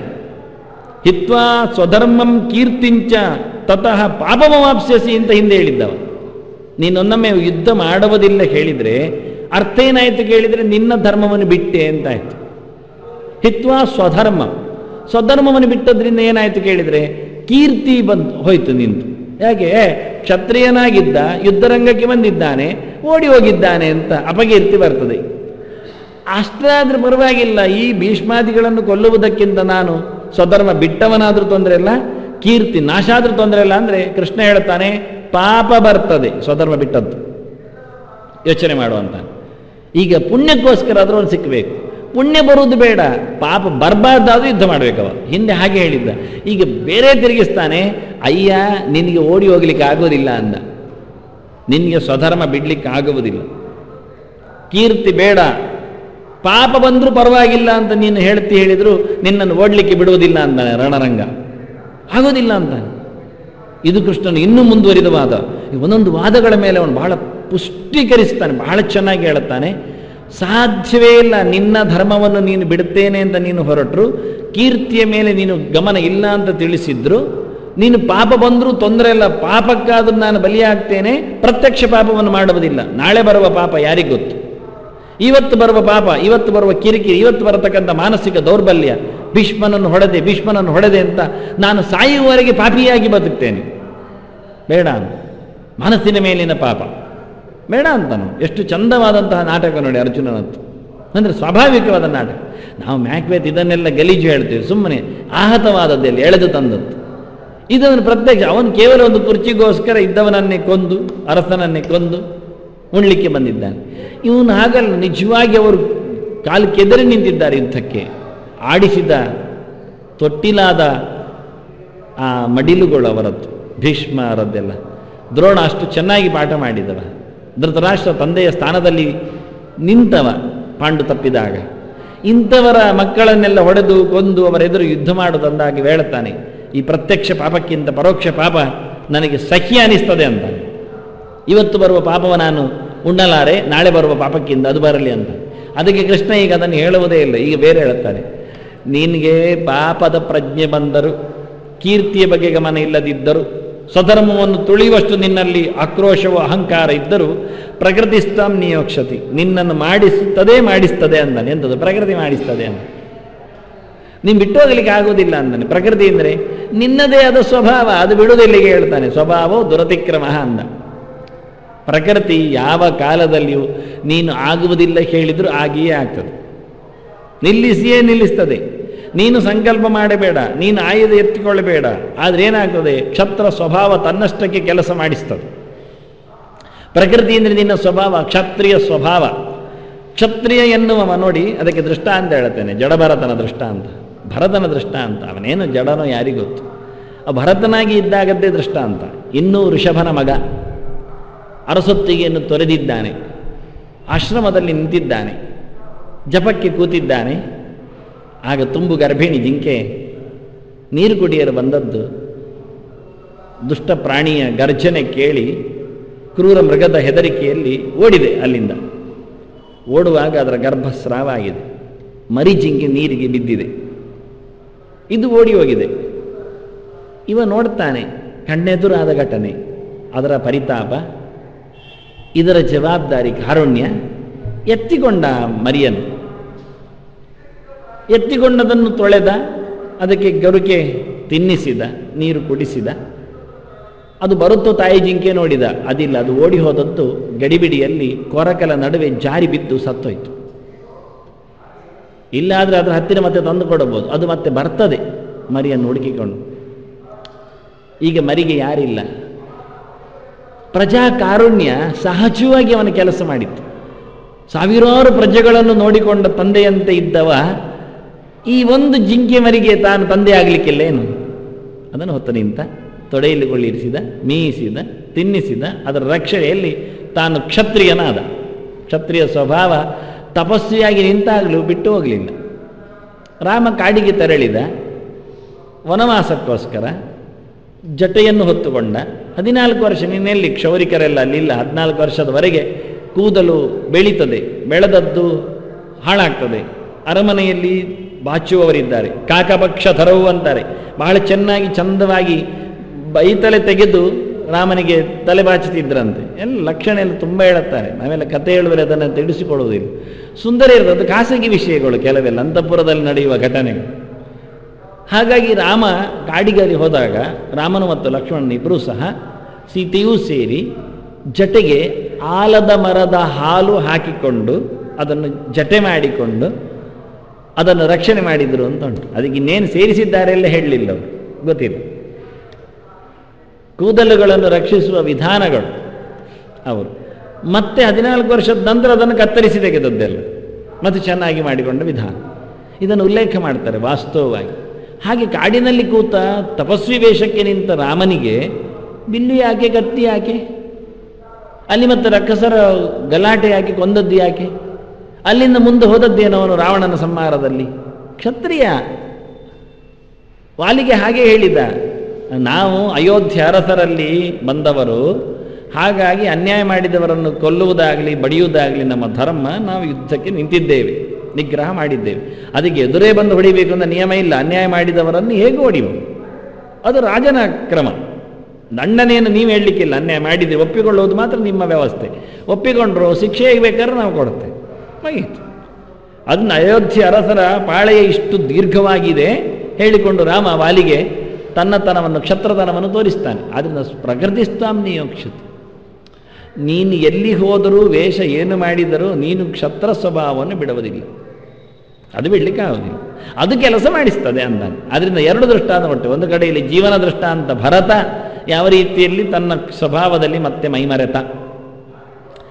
ಅವನು ಜಡನಾಗಿ ಬಂದಾಗಲೂ ಹಾಗೆ, ಸಿಂಧು ಸ್ವವೀರದಲ್ಲಿ ಬಂದಾಗಲೂ ಆ ತುಂಡರಸರ ಹೂಗಣ ಆಶ್ರಮಕ್ಕೆ ತೆರಳಿದ್ದಾನೆ. ಆಶ್ರಮಕ್ಕೆ ತೆರಳುವಾಗ ನೋಡಿ ಅವನದ್ದು ಕ್ಷತ್ರ ಸ್ವಭಾವ ಕೆರಳಿತು. ನಾನು ಪಾಲಕಿಯಲ್ಲಿ ಹೋಗಬೇಕು ಅಂತ ಅನಿಸಿಕೊಂಡಿತ್ತು ಅವನಿಗೆ. ಸರಿ, 3 ಜನರಿದ್ದರು ಅವನೊಟ್ಟಿಗೆ ಬೆಂಬಲಿಗರು. ಎತ್ತಿಕೊಳ್ಳ್ರಿ ಪಾಲಕಿ ಅಂದ, ಎತ್ತಿಕೊಂಡ್ರು. ಮತ್ತು ಇನ್ನೊಂದು ಎತ್ತಿಕೊಳ್ಳಿಕ್ಕೆ ಜನ ಬೇಕಲ್ಲ, 1 ಜನ ಕಮ್ಮಿ ಆಯ್ತು. ಇವ ಇದ್ದ ಜಡನಾಗಿ, ಅವನನ್ನು ಕರೆದು ನಿಲ್ಲಿಸಿದ್ರು. ಅಲ್ಲಿಂದ ಶುರುವಾಯಿತು ಮಾತುಕತೆ. ಬಹಳ ಚೆನ್ನಾಗಿದೆ ಅದು ಉಪಾಖ್ಯಾನ. ಹಾಗೆ ನಾನು ತೋರಿಸಿದ್ದು ರಹುಗಣನ ಒಂದು ಕ್ಷತ್ರ ಸ್ವಭಾವ. ಎಲ್ಲ ತೊರೆದಿದ್ದಾನೆ, ಆಶ್ರಮಕ್ಕೆ ಹೋಗಿದ್ದಾನೆ, ಒಳ್ಳೆ ಯೋಗ್ಯತೆ ಬಂದಿದೆ ಅವನಿಗೆ, ವೇದಾಂತದ ಅರಿವಿಗೆ ಅವನ ಬಾಗಿಲು ತೆರೆದಿದೆ. ಆದರೂ ಯಾವುದೋ ಒಂದು ಮೂಲೆಯಲ್ಲಿ ಅವನ ಪ್ರಕೃತಿ ಕೆಲಸ ಮಾಡಿದೆ. ಅದನ್ನು ಮನುಷ್ಯನ ಪ್ರಕೃತಿ ಎಂತ ಮಾಡಿದ್ರೆ ಬಿಡುವುದಿಲ್ಲ. ಯಾವ ಕುಲದಲ್ಲಿ ಹುಟ್ಟಿದ್ರು, ಯಾವ ಪರಿಸರದಲ್ಲಿ ನಿಂತಿದ್ರು, ಯಾವ ಪ್ರಭಾವಕ್ಕೆ ಒಳಗಾದರು, ಯಾವ ರೀತಿಯ ಬೋಧನೆಗಳನ್ನು ಕೇಳ್ತಾ ಇದ್ರು, ಮತ್ತೆ ನಾಯಿ ಬಾಲ ಡೊಂಕಿ ಹೀಗಿರಬೇಕಾಗಿ ಪ್ರಕೃತಿಸ್ತಾನ್ ನಿಯೋಕ್ಷತೆ. ಪ್ರಕೃತಿ ನಿನ್ನನ್ನು ಯಾವ ಕಾಲದಲ್ಲಿ ಬಿಟ್ಟುಕೊಡೋದು, ನಿತರಾಂ ಯೋಕ್ಷತೆ ಅಂತಾನೆ. ಚೆನ್ನಾಗಿ ದುಡಿಸಿಕೊಳ್ತದೆ, ಯೋಚನೆ ಮಾಡ್ತದೆ, ಸಿಕ್ಕಿಸಿ ಆಗ್ತದೆ, ನಡೆಸಿಕೊಡ್ತದೆ.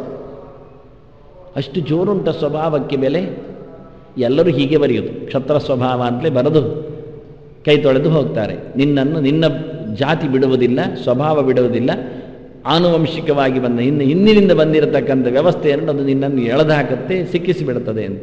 ಅಲ್ಲಯ್ಯ, ಜಡವಾದ ಒಂದು ಸ್ವಭಾವಕ್ಕೆ ಇಷ್ಟು ಜೋರುತನ ಉಂಟ, ಇಷ್ಟು ಅಧಿಕಾರ ಉಂಟ? ಎಲ್ಲಿಯಾದರೂ ಜಡ ಕೆಲಸ ಮಾಡ್ತಾ ಹೇಳ್ತಾರೋ. ಕ್ಷತ್ರ ಸ್ವಭಾವಕ್ಕೆ ಕಾರಣವಾದದ್ದು ರಜೋಗುಣ ಅಂತಾರೆ. ಪ್ರಕೃತಿ ರಜೋಗುಣವಾದದ್ದು ಅಂತ. ರಜೋಗುಣ ಜಡವಾದದ್ದು. ಮತ್ತೆ ಅದನ್ನು ನಿಯಂತಾರರನ್ನು ಒಪ್ಪಿಕೊಳ್ಳದಿದ್ದರೆ ಪ್ರಯೋಜನ ಇಲ್ಲ. ಆ ಸ್ವಭಾವಕ್ಕೆ, ಕ್ಷಾತ್ರ ನೆಲೆಗೆ, ರಜೋಗುಣಕ್ಕೆ ಅಭಿಮಾನಿಯಾದವಳು ಲಕ್ಷ್ಮಿ. ಅದೇ ಪ್ರಕೃತಿ ಸ್ಥಾನಿಯೋಕ್ಷತೆ ಅನ್ನೋದು ಶಬ್ದ. ಮತ್ತು ಅಲ್ಲೇ ಇದ್ದಾನೆ ಕೃಷ್ಣ, ಹೇಳಲಿಕ್ಕೆ ಬಿಡಲಿಲ್ಲವ. ಪ್ರಕೃತಿ ನಿನ್ನನ್ನು ನಿಯಂತ್ರಿಸುತ್ತದೆ. ಈಗ 5ರಲ್ಲಿ ಬಂದದ್ದರಲ್ಲಿ ದೈವವೇ ಸೇರಿತು. ಮತ್ತೆ ಪುನಃ ಅಧಿಷ್ಠಾನಂ ತಥಾಕರ್ತ ಕರ್ಣಂಚ ಪೃಥಗ್ವಿಧಂ ವಿವಿಧಾಶ್ಚ ಪೃಥಕ್ಚೇಷ್ಟಾ ದೈವಂಚೈವ ಅತ್ರ ಪಂಚಮಂ. ದೈವೀ ಶಕ್ತಿಯು ಮತ್ತೆ ಪುನಃ ನಿನ್ನನ್ನು ಹೇಳ್ತದೆ. ದೈವೀ ಶಕ್ತಿಯಲ್ಲಿ ಪುರುಷ ನಾರಾಯಣ, ಪ್ರಕೃತಿ ಮಹಾಲಕ್ಷ್ಮಿ, ಇಬ್ಬರು ಒಟ್ಟು ಸೇರಿ ಕೆಲಸ ಮಾಡೋದು. ಅದನ್ನು ಕೃಷ್ಣ ಇಲ್ಲಿ ಹೇಳುವಾಗ ನೀನು ಮಾಡ್ತೇನೆ ಅಂತ ಬೊಗಳಿಕೊಂಡು ಮಾಡೋದಿಲ್ಲ ಅಂತ ನಿಂತುಕೊಂಡ್ರು ನಿನ್ನನ್ನು ಮಾಡಿಸ್ಲಿಕ್ಕೆ ನನ್ನವಳಿದ್ದಾಳೆ ಅಂತ. ಇಷ್ಟು ಚೆನ್ನಾಗಿದೆ. ನಾನು ಮಾಡ್ತೇನೆ ಹೇಳೋದಿಲ್ಲ, ಅದು ಅವಳಿಂದ ಮಾಡಿಸಿಬಿಡ್ತೇನೆ ಅಂತಾನೆ ದೇವರು. ಮತ್ತೆ ಲಕ್ಷ್ಮಿ ಬಿಡುವುದಿಲ್ಲಯ್ಯ, ಇಡೀ ಜಗತ್ತನ್ನು ನಿಯಂತ್ರಿಸುವವಳು ಲಕ್ಷ್ಮಿ. ಪ್ರಕೃತಿ ಯತ್ಕಿಂಚ ಜಗತ್ಯಾಂಜಗತ್ ಈಶಾವಾಸ್ಯಮಿದಂ ಸರ್ವಂ ಯತ್ಕಿಂಚ ಜಗತ್ಯಾಂಜಗತ್. ಯತ್ಕಿಂಚ ಜಗತ್ ಜಗತ್ಯಾಂ ಅಸ್ತಿ. ಯಾವುದೆಲ್ಲ ಸಣ್ಣ ವಿಶ್ವ ಪ್ರಪಂಚ ತುಣುಕುಂತಿದೆಯೋ, ಅದು ಪ್ರಕೃತಿಯಲ್ಲಿ ಎಲ್ಲಿ ನಿಂತಿದೆಯೋ ಅದು ನನ್ನ ಅಧೀನವಾಗಿದೆ ಅಂತ ಹೇಳಿದ್ದಲ್ಲಿ. ನಾವು ಸೀದೆ ಹೇಳುವಾಗ ಮಂತ್ರದಲ್ಲಿ ಎಲ್ಲವೂ ದೇವರ ಅಧೀನ ಅಂತ. ಈ ಎಲ್ಲವೂ ಎಲ್ಲಿ ಉಂಟು ಅಂತ ಮೊದಲು ಹೇಳ್ತಾರೆ. ಯತ್ಕಿಂಚ ಜಗತ್ ಜಗತ್ಯಾಂ. ಮೊದಲು ಜಗತ್ತಿಯಲ್ಲಿ ಉಂಟದು, ಪ್ರಕೃತಿಯಲ್ಲಿ ಉಂಟು ಈ ಜಗತ್ತು. ಈ ಜಗತ್ತಿ ಲಕ್ಷ್ಮಿ ನನ್ನ ಅಧೀನದಲ್ಲಿದ್ದಾಳೆ. ಆದ್ದರಿಂದ ನನ್ನ ಅಧೀನದಲ್ಲಿ ವಿಶ್ವ ಬಂದಾಗಾಯ್ತು. ವಿಶ್ವ ಅವಳ ಕೈಯಲ್ಲಿದೆ, ಅವಳು ನನ್ನ ಕೈಯಲ್ಲಿದ್ದಾಳೆ ಅಂದ್ರೆ ಅರ್ಥ ಏನು? ನನ್ನ ಕೈಯಲ್ಲಿ ವಿಶ್ವ ಇದೆ ಅಂತ ಅರ್ಥ. ಅದು ಸರಿ ತಾನೆ, ಮತ್ತೇನು ಅಲ್ಲ. ಹೀಗೆ ಆ ವಿದ್ಯುತ್ತು ಈ ಆಸನಕ್ಕೆ ಸಂಪರ್ಕಿಸಿದೆ. ಆಸನ ನಾನು ಸಂಪರ್ಕಿಸಿಕೊಂಡಿದ್ದೇನೆ ಅಂದರೆ ನನಗೆ ಕರೆಂಟ್ ಶಾಕ್ ಹೊಡಿಲೇಬೇಕು. ಯಾಕೆ? ಅದು ಇದಕ್ಕೆ ಬಂದಿದೆ, ಪರಂಪರೆ ನನಗೆ ಹಿಡಿತದೆ. ನಾನು ವಿದ್ಯುತ್ ಮುಟ್ಟದಿದ್ದರೂ ವಿದ್ಯುತ್ ಮುಟ್ಟಿಸಿಕೊಂಡ ಆಸನವನ್ನು ನಾನು ಮುಟ್ಟಿದೆ, ಸಿಕ್ಕಿದ್ದೆ. ಹಾಗೆ ಇಡೀ ವಿಶ್ವ ಜಗತ್ತಿಯಲ್ಲಿ ನಿಂತದ್ದರೂ ಆ ಜಗತ್ತಿ ನನ್ನ ಕೈಯಲ್ಲಿ ಇರೋದ್ರಿಂದ ನಾನು ಇಡೀ ಜಗತ್ತಿನ ರೂವಾರಿ ಆಗಿದ್ದೇನೆ ಅಂತ. ಹೀಗೆ ಪ್ರಕೃತಿ ಪುರುಷರ ವಿಶ್ವದ ಮೇಲಿನ ನಿಯಂತ್ರಣವನ್ನು ಅಲ್ಲಿ ಹೇಳಿದ್ದನ್ನು ಇಲ್ಲಿ ಕೃಷ್ಣ ಹೇಳ್ತಾನೆ, ಪ್ರಕೃತಿಸ್ತ್ವ ನಿಯೋಕ್ಷತಿ.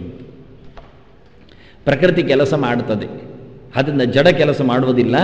ಚೇತನಳಾದ ಲಕ್ಷ್ಮಿ ಕೆಲಸ ಮಾಡಿಸ್ತಾಳೆ, ಅವಳನ್ನು ಪ್ರಕೃತಿ ಅಂತ ಕರಿತೇವೆ ನಾವು. ಪ್ರಕೃತಿರ್ವಾಸನೆ ತ್ಯೇವಂ ತವೇಚ್ಛಾನಂತ ಕಥ್ಯತೆ ಅಂತ. ಭಗವಂತನ ಇಚ್ಛೆಯೇ ಪ್ರಕೃತಿ ಇನ್ನೊಂದು ಅರ್ಥದಲ್ಲಿ, ಪ್ರಧಾನ ಅರ್ಥದಲ್ಲಿ. ಲಕ್ಷ್ಮಿಯೂ ನಾರಾಯಣ ಹೇಳಿದಂತೆ ಮಾಡೋದು. ಆದ್ದರಿಂದ ಲಕ್ಷ್ಮಿಯೂ ಕೆಲಸ ಮಾಡಿಸ್ತಾಳೆ, ಭಗವಂತನ ಇಚ್ಛೆಯೂ ಕೆಲಸ ಮಾಡ್ತಾಳೆ. ಅದರಿಂದ ದೈವಂ ಶಬ್ದಕ್ಕೆ ಎರಡೂ ಅರ್ಥ ಆಯ್ತು. ಈಗ ದೇವರು ಇಲ್ಲಿ ಕೆಲಸ ಮಾಡ್ತಾರೆ. ನೀನು ಆಗುವುದಿಲ್ಲ ಹೇಳಿದರೂ ದೇವರು ಮಾಡಿಸುವುದು ಮಾಡಿಸ್ತಾರೆ. ದೇವರು ರಮೆಯ ಮೂಲಕ ಮಾಡಿಸುವುದು ಮಾಡಿಸ್ತಾರೆ. ಯಾಕೆ? ಪ್ರಕೃತಿಯ ಮೂಲಕ ಮಾಡಿಸ್ತಾರೆ. ಮತ್ತು ಪ್ರಕೃತಿ ಅಂದರೆ ಎಂಥದ್ದು? ಪ್ರ ಅಂದರೆ ಪರಮಾತ್ಮ ಅಲ್ವಾ? ಅಕಯ ಪ್ರವಿಸಂಭುವ ಸಕಹ ವಿಷ್ಣುವಾಚ. ಕೃತಿ ಅಂದರೆ ಅವನ ಕೆಲಸ. ಪ್ರಕೃತಿಸ್ತ್ವ ನಿಯೋಕ್ಷತಿ, ದೇವರ ಕೆಲಸ ಮಾಡಿಸ್ತದೆ ಅಂತಾನೆ, ದೇವರೇ ಮಾಡ್ತಾನೆ ಹೇಳ್ತಾನೆ. ಆಯ್ತಲ್ಲ? ಅದನ್ನ ದೇವರ ಪೂಜೆಯನ್ನು ದೇವರೇ ಮಾಡಲಿ ಅಂದರೆ ದೇವರೇ ಮಾಡ್ತಾರೆ. ಆಯ್ತಾ? ಏನಾಯ್ತು? ಅದು ನಾಚಿಕೆ ಆಗುತ್ತದೆ. ಅವರೇ ಶಾಲ ಹಾಕೊಳ್ಳೋದು, ಅವರೇ ಮಾಲೆ ಹಾಕೊಳ್ಳೋದು. ಅದು ಅವರಿಗೆ ಅವರೇ ಮಾಡೋದು ನಾಚಿಕೆ, ದೇವರಿಗೆ ದೇವರೇ ಮಾಡೋದು ನಾಚಿಕೆ ಅಲ್ಲ. ಅದು ಹೇಗಿರಿ? ದೇವರಿಗೆ ದೇವರೇ ಮಾಡುವಾಗ ಇನ್ನೊಂದು ದೇವರು ಇರ್ತಾರೆ, ಅದೇ ವಿಶೇಷ. ಒಂದು ದೇವರು ಕೂತಿರ್ತಾರೆ, ಇನ್ನೊಂದು ದೇವರು ಚಾಮರ ಹಾಕ್ತಾರೆ, ತಪ್ಪೇನುಂಟು? ಭಗವಂತನೇ ಅಂತ ವೈಭವ ಉಂಟು. ಸಮೂರ್ತಿ ಗಣಮಧ್ಯಗಃ ಅಂತ ಭಗವಂತ ಹೇಗಿದ್ದಾನೆ ಕೇಳಿದರೆ, ಮಧ್ಯದಲ್ಲಿ ಕೂತಿದ್ದಾನೆ, ಸುತ್ತಲೂ ಅವನೇ ಇದ್ದಾನೆ. ಅವನೇ ರೂಪಗಳು. ವಿಶ್ವದೇಶ ಪ್ರಾಜ್ಞಗಳು, ಅದರಾಚೆಗೆ ಕೇಶವನಾರಾಯಣ ಮಾಧವಗಳು, ಅದರಾಚೆಗೆ ಮತ್ಸ್ಯಕೂರ್ಮಗಳು, ಅದರಾಚೆಗೆ ನಾರಾಯಣ ನರೇಶಾರಂಗಿಗಳು, ಅದರಾಚೆಗೆ ವಿಶ್ವ ವಿಷ್ಣು ಸರ್ಕಾರಗಳು. ಹೀಗೆ ಸಾವಿರಾರು ರೂಪಗಳ ಸುತ್ತಿನಲ್ಲಿ ದೇವರಿರುವುದು. ಮತ್ತು ಜೀವರು ಭಾರಿ ದೂರದಲ್ಲಿದ್ದಾರೆ. ಯಾಕೆಂದರೆ ಅವರಿಗೆಲ್ಲ ಐರಾವತ ಮೊಸಳೆ ಎಲ್ಲ ಬೇಕು. ಆದ್ದರಿಂದ ಅದೆಲ್ಲ ಪಾರ್ಕಿಂಗ್ ವ್ಯವಸ್ಥೆ ದೂರ, ಅದು ಇಲ್ಲಿಲ್ಲ. ದೇವರೊಳಗೆ ಇವರೇ ಎಲ್ಲ ಇದ್ದಾರೆ, ದೇವರೊಳಗೆ ತುಂಬಿದ್ದಾರೆ. ಆದ್ದರಿಂದ ಒಂದೊಮ್ಮೆ ಜೀರ್ಣೋದ್ಧಾರ ಆಗುವುದಾದರೆ, ಸಂಕೋಚ ಆಗುವುದಾದರೆ, ಎಲ್ಲ ಕಡೆಯಲ್ಲಿ ತುಂಬಿದ ದೇವರನ್ನು ನಾವು ಮೂರ್ತವು ಸಂಕೋಚೇ ಧರಿಮಂತೆ, ಮೂರ್ತಿಯಲ್ಲಿ ಮಾತ್ರ ಬಾರಯ್ಯ ಅಂತ ಕೇಳಿಕೊಳ್ಳಬೇಕು. ಮತ್ತೆ ಮೂರ್ತಿಯನ್ನೇ ತಿಳಲಿಕ್ಕೆ ಸುಲಭ ಇಲ್ಲ. ಅದರಿಂದ ಒಂದು ಸ್ವಲ್ಪ ಸಣ್ಣದ ಜಾಗವನ್ನು ಮುಟ್ಟುವುದಾದರೂ ದೇವರ ಹತ್ರ ಕೇಳಬೇಕಾಗತ್ತೆ. ಯಾಕೆ? ಅಲ್ಲೆಲ್ಲ ದೇವರ ಇದ್ದಾನೆ, ಎಲ್ಲ ರೂಪಗಳು ಒಟ್ಟು ಗೊತ್ತಿವೆ. ಇದು ವಿಶೇಷ, ಇದು ಭಗವಂತನಿಗೆ ಮಾತ್ರ ಸಾಧ್ಯ. ಆದ್ದರಿಂದ ನಾವು ನಮ್ಮ ಶಾಲ ಹಾಕೊಂಡಾಗ, ಸನ್ಮಾನ ಮಾಡಿಕೊಂಡಾಗ ಗಲೀಜಾಗತ್ತೆ. ದೇವರಿಗೆ ಇಲ್ಲೇ ಇಲ್ಲ, ದೇವರು ಆಡ್ತಾರೆ. ಪೂಜ್ಯ ಪೂಜಕ ರೂಪೋತ್ಸವ ಅಂತ ದೇವರು ಬೇಕು ಅಂದರೆ ಹಾಗೆ ಮಾಡು. ಬಾಧ್ಯ ಬಾಧಕತಾಂಗತಃ ಅಂತ ಭಗವಂತನೇ ಆಡುತ್ತಾನೆ ಲೋಕದಲ್ಲಿ ಕೂತು. ಅನೇಕ ರೂಪಗಳಿಂದ ತಾನು ಸುತ್ತು ನಿಂತು ಮಧ್ಯದಲ್ಲಿದ್ದುಕೊಂಡು ಅವರ ಸೇವೆಯನ್ನು ಕೈಗೊಂಬ ಹಾಗೆ ತೋರಿಸಿಕೊಡುತ್ತಾನೆ. ಅಂದ ಭಗವಂತನಲ್ಲಿ ಅಂತಹ ಯಾವುದೇ ವ್ಯತ್ಯಾಸಗಳಾಗುವುದಿಲ್ಲ, ಗಮ್ಮತ್ತಿರುತ್ತೆ. ವೇದವ್ಯಾಸರು ಇದ್ದಾರೆ, ಕೃಷ್ಣನು ಇದ್ದಾನೆ, ಪರಶುರಾಮರು ಬಂದಿದ್ದಾರೆ. ಆ ಅರಮನೆಯಲ್ಲಿ ನಿಂತಾಗ ಭಗವಂತನ ಅನೇಕ ರೂಪಗಳು ಒಟ್ಟಾಗಿವೆ. ಒಬ್ಬರಿಂದೊಬ್ಬರನ್ನು ಹೊಗಳಿಕೊಂಡಿದ್ದಾರೆ, ನೆನೆಸಿಕೊಂಡಿದ್ದಾರೆ, ಎಲ್ಲ ಆಗಿದೆ. ಇದರಿಂದ ಭಗವಂತನಲ್ಲಿ ಮೇಲು ಕೀಳು ಇರುವುದಿಲ್ಲ. ಕೃಷ್ಣ ಅಗ್ರಪೂಜೆಯಲ್ಲಿ ಕೃಷ್ಣನಿಗೆ ಅಗ್ರಪೂಜೆ ಆಯಿತು, ವೇದವ್ಯಾಸರಿಗೆ ಮತ್ತೆ ಪೂಜೆ ಆಯಿತು, ಪರಶುರಾಮರಿಗೆ ಮತ್ತೆ ಆಯಿತು ಪೂಜೆ. ಪರಶುರಾಮ ಸಣ್ಣವ, ವೇದವ್ಯಾಸರು ಚಿಕ್ಕವರು, ಕೃಷ್ಣನೇ ದೊಡ್ಡವನಾಗಿದ್ದಾನೆ, ಪ್ರಶ್ನೆ ಇಲ್ಲ. ಕೃಷ್ಣ ಬಂದದ್ದು ಮತ್ತೆ. ಆದರೆ ವೇದವ್ಯಾಸರಿಗೆ ಪೂಜೆ ಮಾಡು ಅಂದರೆ ಯಾರು ಮಾತಾಡುವುದಿಲ್ಲ. ಪರಶುರಾಮನಿಗೆ ಪೂಜೆ ಆಗಲಿ ಹೇಳಿದರೆ ಯಾರು ಸುಮ್ಮನೆ ಇರ್ತಾರೆ, ಕೈ ಕಟ್ತಾರೆ. ಯಾಕೆ? ಅವನಿಲ್ಲಾದರೂ ಕೊಲೆ ಮಾಡಿಬಿಡ್ತಾನೆ. ವೇದವ್ಯಾಸರು ಅರಮನೆಯಲ್ಲಿ ಹಿರಿಯರು, ಅಜ್ಜ ಮುತ್ತಜ್ಜ, ಧೃತರಾಷ್ಟ್ರನನ್ನು ಪಾಂಡವನ್ನು ತಂದವರು, ಮಾತಾಡೋದಿಲ್ಲ. ಕೃಷ್ಣನಿಗೆ ಪೂಜೆ ಮಾಡಿ ಹೇಳಿದ ತಕ್ಷಣ ಗಲಾಟೆ ಮಾಡ್ತಾರೆ. ಗಲಾಟೆ ಮಾಡಿದ ನಂತರ ಅವರನ್ನು ಬಡಿಲಿಕ್ಕೆ ಆಗುತ್ತದೆ, ಕೃಷ್ಣನ ಎತ್ತರವನ್ನು ಪ್ರತ್ಯಕ್ಷ ಮಾಡಲಿಕ್ಕೆ ಆಗ್ತದೆ. ಹೇಳಿಯೇ ತಕರಾರು ಬಂದರೆ ಕೀರ್ತಿ ಬರ್ತದೆ ಅಂತ ಕ್ರಮ. ಪ್ರಶ್ನೆ ಬರಬೇಕು, ಚರ್ಚೆ ಆಗಬೇಕು, ಮತ್ತೆ ಚಿಂತನೆ ಬರಬೇಕು, ಅದು ಗಟ್ಟಿ ಆಗ್ತದೆ. ಸುಮ್ಮನೆ ಹೇಳಿದರೆ ಅದು ಸುಮ್ಮನೆ ಹಾರಿ ಹೋಗುತ್ತೆ, ಸಂಶಯ ಮತ್ತೆ ಅಲ್ಲಿ ಕಾಡಬಹುದು. ಹಾಗಾಗಿ ಕೃಷ್ಣ ಪ್ರತಿಷ್ಠೆಯನ್ನು ಮಾಡಿದರು. ಅದೇ ರೀತಿಯಾಗಿ ಭಗವಂತನಲ್ಲಿ ಏರುಪೇರುಗಳಿಲ್ಲ. ನೇಹ ನಾನಾಸ್ತಿ ಕಿಂಚನ ಅಂತ ಅಂದ ಪರಮಾತ್ಮನೇ ಕೆಲಸ ಮಾಡ್ತಾನೆ. ಪ್ರಕೃತಿಸ್ಥ ನಿಯೋಕ್ಷತೆ, ಭಗವಂತನೇ ಮಾಡ್ತಾನೆ ಅಂತ. ಅದನ್ನ ಭಗವಂತನಲ್ಲದೆ ಪೂಜೆ ಮಾಡಲಿಕ್ಕೆ ಯಾರಿಲ್ಲ. ನರತೆ ತತ್ಕ್ರಿಯತೆ ಕಿಂಚನಾರೇ. ಅರ್ಚಕನೊಳಗೂ ದೇವರು ನಿಂತೇ ಪೂಜೆ ಮಾಡೋದು. ಕೇವಲ ಅರ್ಚಕನಿಗೆ ಪೂಜೆ ಮಾಡಲಿಕ್ಕೆ ಬರುವುದಿಲ್ಲ. ಗಂಟಾಮಣಿಯಲ್ಲಿ ನಿಂತು, ಶಂಖದಲ್ಲಿ ನಿಂತು, ಕಲಶದಲ್ಲಿ ನಿಂತು, ಜಾಗಟೆಯಲ್ಲಿ ನಿಂತು, ಬಡಿಯುವವನಲ್ಲಿ ನಿಂತು, ಕೋಲಲ್ಲಿಯೂ ನಿಂತು, ಪ್ರತಿಯೊಂದರಲ್ಲಿಯೂ ಭಗವಂತ ಇದ್ದಾನೆ. ಯಜ್ಜಗಿಂಚಿತ್ ಜಗತ್ಸರ್ವಂ ದೃಶ್ಯತೆ ಶ್ರೂಯತೆ ಪಿವ ಅಂತರ್ಬಹಿಷ್ಠದ ಸರ್ವಂ ವ್ಯಾಪ್ಯ ನಾರಾಯಣ ಸ್ಥಿತ ಅಂತ. ಯಾವ ಪದಾರ್ಥದಲ್ಲಿ ಒಳಗೂ ಹೊರಗೂ ದೇವರಿಲ್ಲದ ತಾಣ ವಸ್ತು ಇಲ್ಲ. ಆದ್ದರಿಂದ ಭಗವಂತನ ವಿಷಯದಲ್ಲಿ ಪ್ರಕೃತಿಯಿಂದ ಪರಿಪೂರ್ಣವಾಗಿ ನಿಂತ ಎಲ್ಲ ಕಡೆ ತುಂಬಿದ ಪರಮಾತ್ಮನೇ ಕೆಲಸ ಮಾಡ್ತಾನೆ. ರಮೆಯ ಮೂಲಕ ಮಾಡಿಸ್ತಾನೆ, ರಮೆಯ ರಜೋಗುಣದ ಮೂಲಕವಾಗಿ ನಿನ್ನನ್ನು ಮಾಡಿಸ್ತಾನೆ, ನಿನ್ನ ನಕ್ಷತ್ರ ಸ್ವಭಾವದಿಂದ ಮಾಡಿಸ್ತಾನೆ. ಇದು ಒಂದಕ್ಕೊಂದು ಅಂದ. ಅದರಿಂದ ಜಡವಾದದ್ದಕ್ಕೆ ಕೆಲಸ ಇಲ್ಲ. ಅಂದರೆ ಈ ಪ್ರಕೃತಿ ಶಬ್ದ ಚೇತನ ಪರವಾಗಿ ಭಗವಂತನ ಇಚ್ಛೆಯವರೆಗೆ ಹೋಗ್ತದೆ ಎನ್ನುವುದನ್ನು ತೋರಿಸಿಕೊಟ್ಟದ್ದು ಆಚಾರ್ಯ ಮಂತ್ರ ಕೋಶ ಕೊಟ್ಟು. ಮಹಾಮಾಯೇತಿ ವಿದ್ಯೇತಿ ಪ್ರಕೃತಿರ್ವಾಸನೇತ್ಯೇವಂ ಹೇಳಿಕೊಂಡು ನಿಯತಿರ್ಮೋಹಿನೀತಿ ಚ ಈ ಎಲ್ಲ ಶಬ್ದಗಳಿಂದ ಹೇಳಲ್ಪಟ್ಟದ್ದು ಭಗವಂತನ ಇಚ್ಛೆಯೇ. ದೇವರ ಇಚ್ಛೆ ಇದ್ದಾಗೆ ಆಗ್ತದೆ. ನೀನು ಆಗುವುದಿಲ್ಲ ಹೇಳಿದ್ರು, ಯುದ್ಧ ಮಾಡುವುದಿಲ್ಲ ಅಂತ ನಿಂತರೂ ನೀನು ಯುದ್ಧ ಮಾಡ್ತಿ. ದೇವರ ಇಚ್ಛೆ ಆಗಿದೆ. ದೇವರ ಇಚ್ಛೆಯ ವಿರುದ್ಧವಾಗಿ ನಿನಗೆ ನಡೀಲಿಕ್ಕೆ ಬರುವುದೇ ಇಲ್ಲ. ಅದನ್ನು ನೀನು ನಯೋತ್ಸೆ ಅಂತ ಹೇಳಿಕೊಂಡ್ರು ನಿನ್ನಿಂದ ಕೆಲಸ ಆಗುವುದಿಲ್ಲ ಅಂತ ಭಗವಂತ ಬಹಳ ಚೆನ್ನಾಗಿ ಹಾಸ ಮಾಡ್ತಾನೆ, ತಮಾಷೆ ಮಾಡ್ತಾನೆ, ನಕ್ಕು ಬಿಡ್ತಾನೆ. ನೀನೇನಾಗೋದಿಲ್ಲ ಹೇಳು, ನಿನ್ನಲ್ಲಿ ಸಂಕಲ್ಪ ಮಾಡಲಿಕ್ಕೂ ನಿನ್ನಲ್ಲಿ ಶಕ್ತಿ ಇಲ್ಲ ಅಂದ. ನೀನೊಂದು ಸಂಕಲ್ಪ ಮಾಡು, ನೀನೊಂದು ಯೋಚನೆ ಮಾಡಿಕೊ, ನೀನೊಂದು ನಡಲಿಕ್ಕೆ ಪ್ರಯತ್ನಿಸು, ಅದು ಎಲ್ಲವನ್ನೂ ಧಿಕ್ಕರಿಸಿಕೊಂಡು ಆಗಬೇಕಾದ್ದನ್ನು ದೇವರು ಮಾಡಿಸ್ತಾನೆ. ಯಾವುದು ಪ್ರಕೃತಿಯೋ ಇಡೀ ಜಗತ್ತಿನಲ್ಲಿ ಆಗಬೇಕಾದ್ದೋ ಅದು ಆಗತ್ತೆ. ನಿನ್ನ ಇಚ್ಛೆ ಪ್ರಕೃತಿಗೆ ವಿರುದ್ಧವಾಗಿ ವಿಕೃತಿ ಆದರೆ ಆಗುವುದಿಲ್ಲ. ನಿನ್ನದು ಇವತ್ತು ನಯೋತ್ಸೆ ಎನ್ನುವುದು ವಿಕೃತಿ, ವಿರುದ್ಧವಾದ ಕೃತಿ. ಅದಕ್ಕೆ ಪ್ರತಿಯಾದ ಕೃತಿ ಆಡ್ತದೆ. ಕೆಲಸಕ್ಕೆ ಕೆಲಸ ಆಗಬೇಕು ಹೊರತು ಕೆಲಸಕ್ಕೆ ವಿರುದ್ಧ ಆಗಬಾರ್ದು. ವಿಶ್ವದ ಕೆಲಸದಲ್ಲಿ ನಿನ್ನ ಕೆಲಸ ಅದಕ್ಕೆ ಸರಿಯಾಗಿ ಹೊಂದಿಕೊಳ್ಳಬೇಕು. ನಿನ್ನ ಕೆಲಸ ವಿಕೃತಿ ಆದರೆ ವಿಶ್ವಕೃತಿಗೆ ಅದು ಸರಿಯಾಗುವುದಿಲ್ಲ. ಜಗತ್ತು ಒಂದು ಹಂತದಲ್ಲಿ ಹೋಗುವಾಗ ಅದಕ್ಕೆ ವಿರುದ್ಧವಾಗಿ ನಾನು ಮಾಡ್ತೇನೆ ಅಂದರೆ ವಿಕೃತಿ, ಅದಕ್ಕೆ ಪ್ರತಿಯಾಗಿ ಮಾಡಿದರೆ ಅದು ಪ್ರಕೃತಿ. ಅದರಿಂದ ಪ್ರಕೃತಿಸ್ತ್ವ ನಿಯೋಕ್ಷತೆಯಿಂದ ಇನ್ನೊಂದು ಅರ್ಥ ಕೊಟ್ಟ. ಕರ್ಮದ ಪ್ರಪಂಚದಲ್ಲಿ ಹೇಳ್ತಾನೆ ಇದನ್ನು. ಇದು ಕರ್ಮತಂತ್ರದ ವ್ಯಾಖ್ಯೆ ಕೃಷ್ಣನಂತು. ನಾವು ಮಾಡ್ತೇವೆ ಬಿಡ್ತೇವೆ ಎನ್ನುವುದು ನಮ್ಮಲ್ಲಿ ಏನೂ ಇಲ್ಲ. ಇಡೀ ವಿಶ್ವಕ್ಕೆ ಅದು ಸರಿಯಾಗ್ತದೆ ನೋಡಲಿಕ್ಕೆ. ವಿಶ್ವಕ್ಕೆ ಸರಿಯಾದದ್ದು ಆಗ್ತದೆ. ಎಲ್ಲರ ಕೃತಿಗೆ ಇಡೀ ಜಗತ್ತಿನ ಕರ್ತೃತ್ವಕ್ಕೆ ಅನುಗುಣವಾದ ನಮ್ಮ ಕರ್ತೃತ್ವ ಇರಬೇಕು. ಅದು ವಿರುದ್ಧವಾಗಿದ್ದರೆ ನಿಂತು ಹೋಗ್ತದೆ, ಸರಿಯಾಗಿದ್ದರೆ ಮುಂದೋಗ್ತದೆ. ಸರಿಯಾಗುವಂತೆ ದೇವರು ಮುಂದುವರಿಸ್ತಾನೆ. ಅದು ನಮ್ದು ಎಲ್ಲಾದರೂ ಕೆಲಸ ನಿಂತರೆ ಯೋಚನೆಯನ್ನು ಕೇಳಿದರೆ ನಮ್ಮ ಪ್ರಯತ್ನ ತಪ್ಪಿತು, ಯಾರೋ ವಿಘ್ನ ಮಾಡಿದ್ರು, ಅದೆಲ್ಲ ವಿಷಯವೇ ಅಲ್ಲ, ನಮ್ಮ ಪ್ರಾರಬ್ಧ ಇದೆ, ಯಾವುದೂ ಅಲ್ಲ, ಅದು ವಿಶ್ವಕೃತಿಯಲ್ಲಿ ಸರಿ ಇಲ್ಲ ಅಂತ ಅರ್ಥ. ಅದು ಮೇಳನ ಆಗುವುದಿಲ್ಲ ಅಂತ ಅರ್ಥ. ಅದು ಸೇರಿಕೊಂಡ್ರೆ ವಿಶ್ವಕೃತಿಗೆ ಭಗವಂತನ ಕೃತಿತ್ವಕ್ಕೆ ಧಕ್ಕೆ ಬರ್ತದೆ. ದೇವರದನ್ನು ಮಾಡಲಿಕ್ಕೆ ಬಿಡುವುದಿಲ್ಲ. ಹೀಗೆ ಪ್ರತಿಯಾಗಿ ನಮ್ಮದು ಯಾವತ್ತೂ ಸಹ ಅದಕ್ಕೆ ಅನುಗುಣವಾಗಿರಬೇಕು. ದೇವರ ಸಂಕಲ್ಪದಂತೆ ನಡೆಯುವ ವಿಶ್ವಕೃತಿಯಲ್ಲಿ ನಮ್ಮ ಕೃತಿ ಪೂರಕ ಆದರೆ ನಮಗದು ಪಾಪ ಬರುವುದಿಲ್ಲ, ಪುಣ್ಯ ಬರ್ತದೆ. ಹೀಗೆ ಬಹಳ ಸುಂದರವಾಗಿ ಅನೇಕ ಮಜಲುಗಳಲ್ಲಿ ಕೃಷ್ಣ ನಿನ್ನನ್ನು ನಿತರಾಂ ಯೋಕ್ಷತೆಯಿಂದ ಪ್ರಕೃತಿಸ್ತಾ ನಿಯೋಕ್ಷ, ನಿನ್ನನ್ನು ಚೆನ್ನಾಗಿ ಅದು ಎಳೆದಾಗತ್ತೆ. ನಿನ್ನ ಪ್ರಯತ್ನ, ನಿನ್ನ ಇಚ್ಛೆ ಏನು ನಡೆಯುವುದಿಲ್ಲ ಅಂತ ಹೇಳಲಿಕ್ಕೆ ನೀ ಶಬ್ದ ಆಗಿದೆ. ನೀ ಅಂದರೆ ನಿತರಾಮ್ ಅಂತ ಗಟ್ಟಿ ಎಳೆದು ಬಿಡ್ತಾರೆ. ನಿನಗೆ ವಿರೋಧ ಮಾಡುವಂತೆ ಇಲ್ಲ, ನೀನು ಅನಿವಾರ್ಯವಾಗಿ ಒಪ್ಪಿಕೊಳ್ಬೇಕಾಗ್ತದೆ ಅಂತ ಬಹಳ ಸುಂದರವಾಗಿ ಕೃಷ್ಣ ಕೇಳದಿದ್ರೆ ಹಾಳಾಗ್ತೇ ಹೇಳಿದ. ಹಾಳಾಗ್ತೇ ಅಲ್ಲ, ಹಾಳಾದ್ರೂ ಪರವಾಗಿಲ್ಲ ಹೇಳಬೇಡ, ಎಳೆದಾಗ್ತೇನೆ ಅಂತಾನೆ ಶ್ರೀಕೃಷ್ಣ.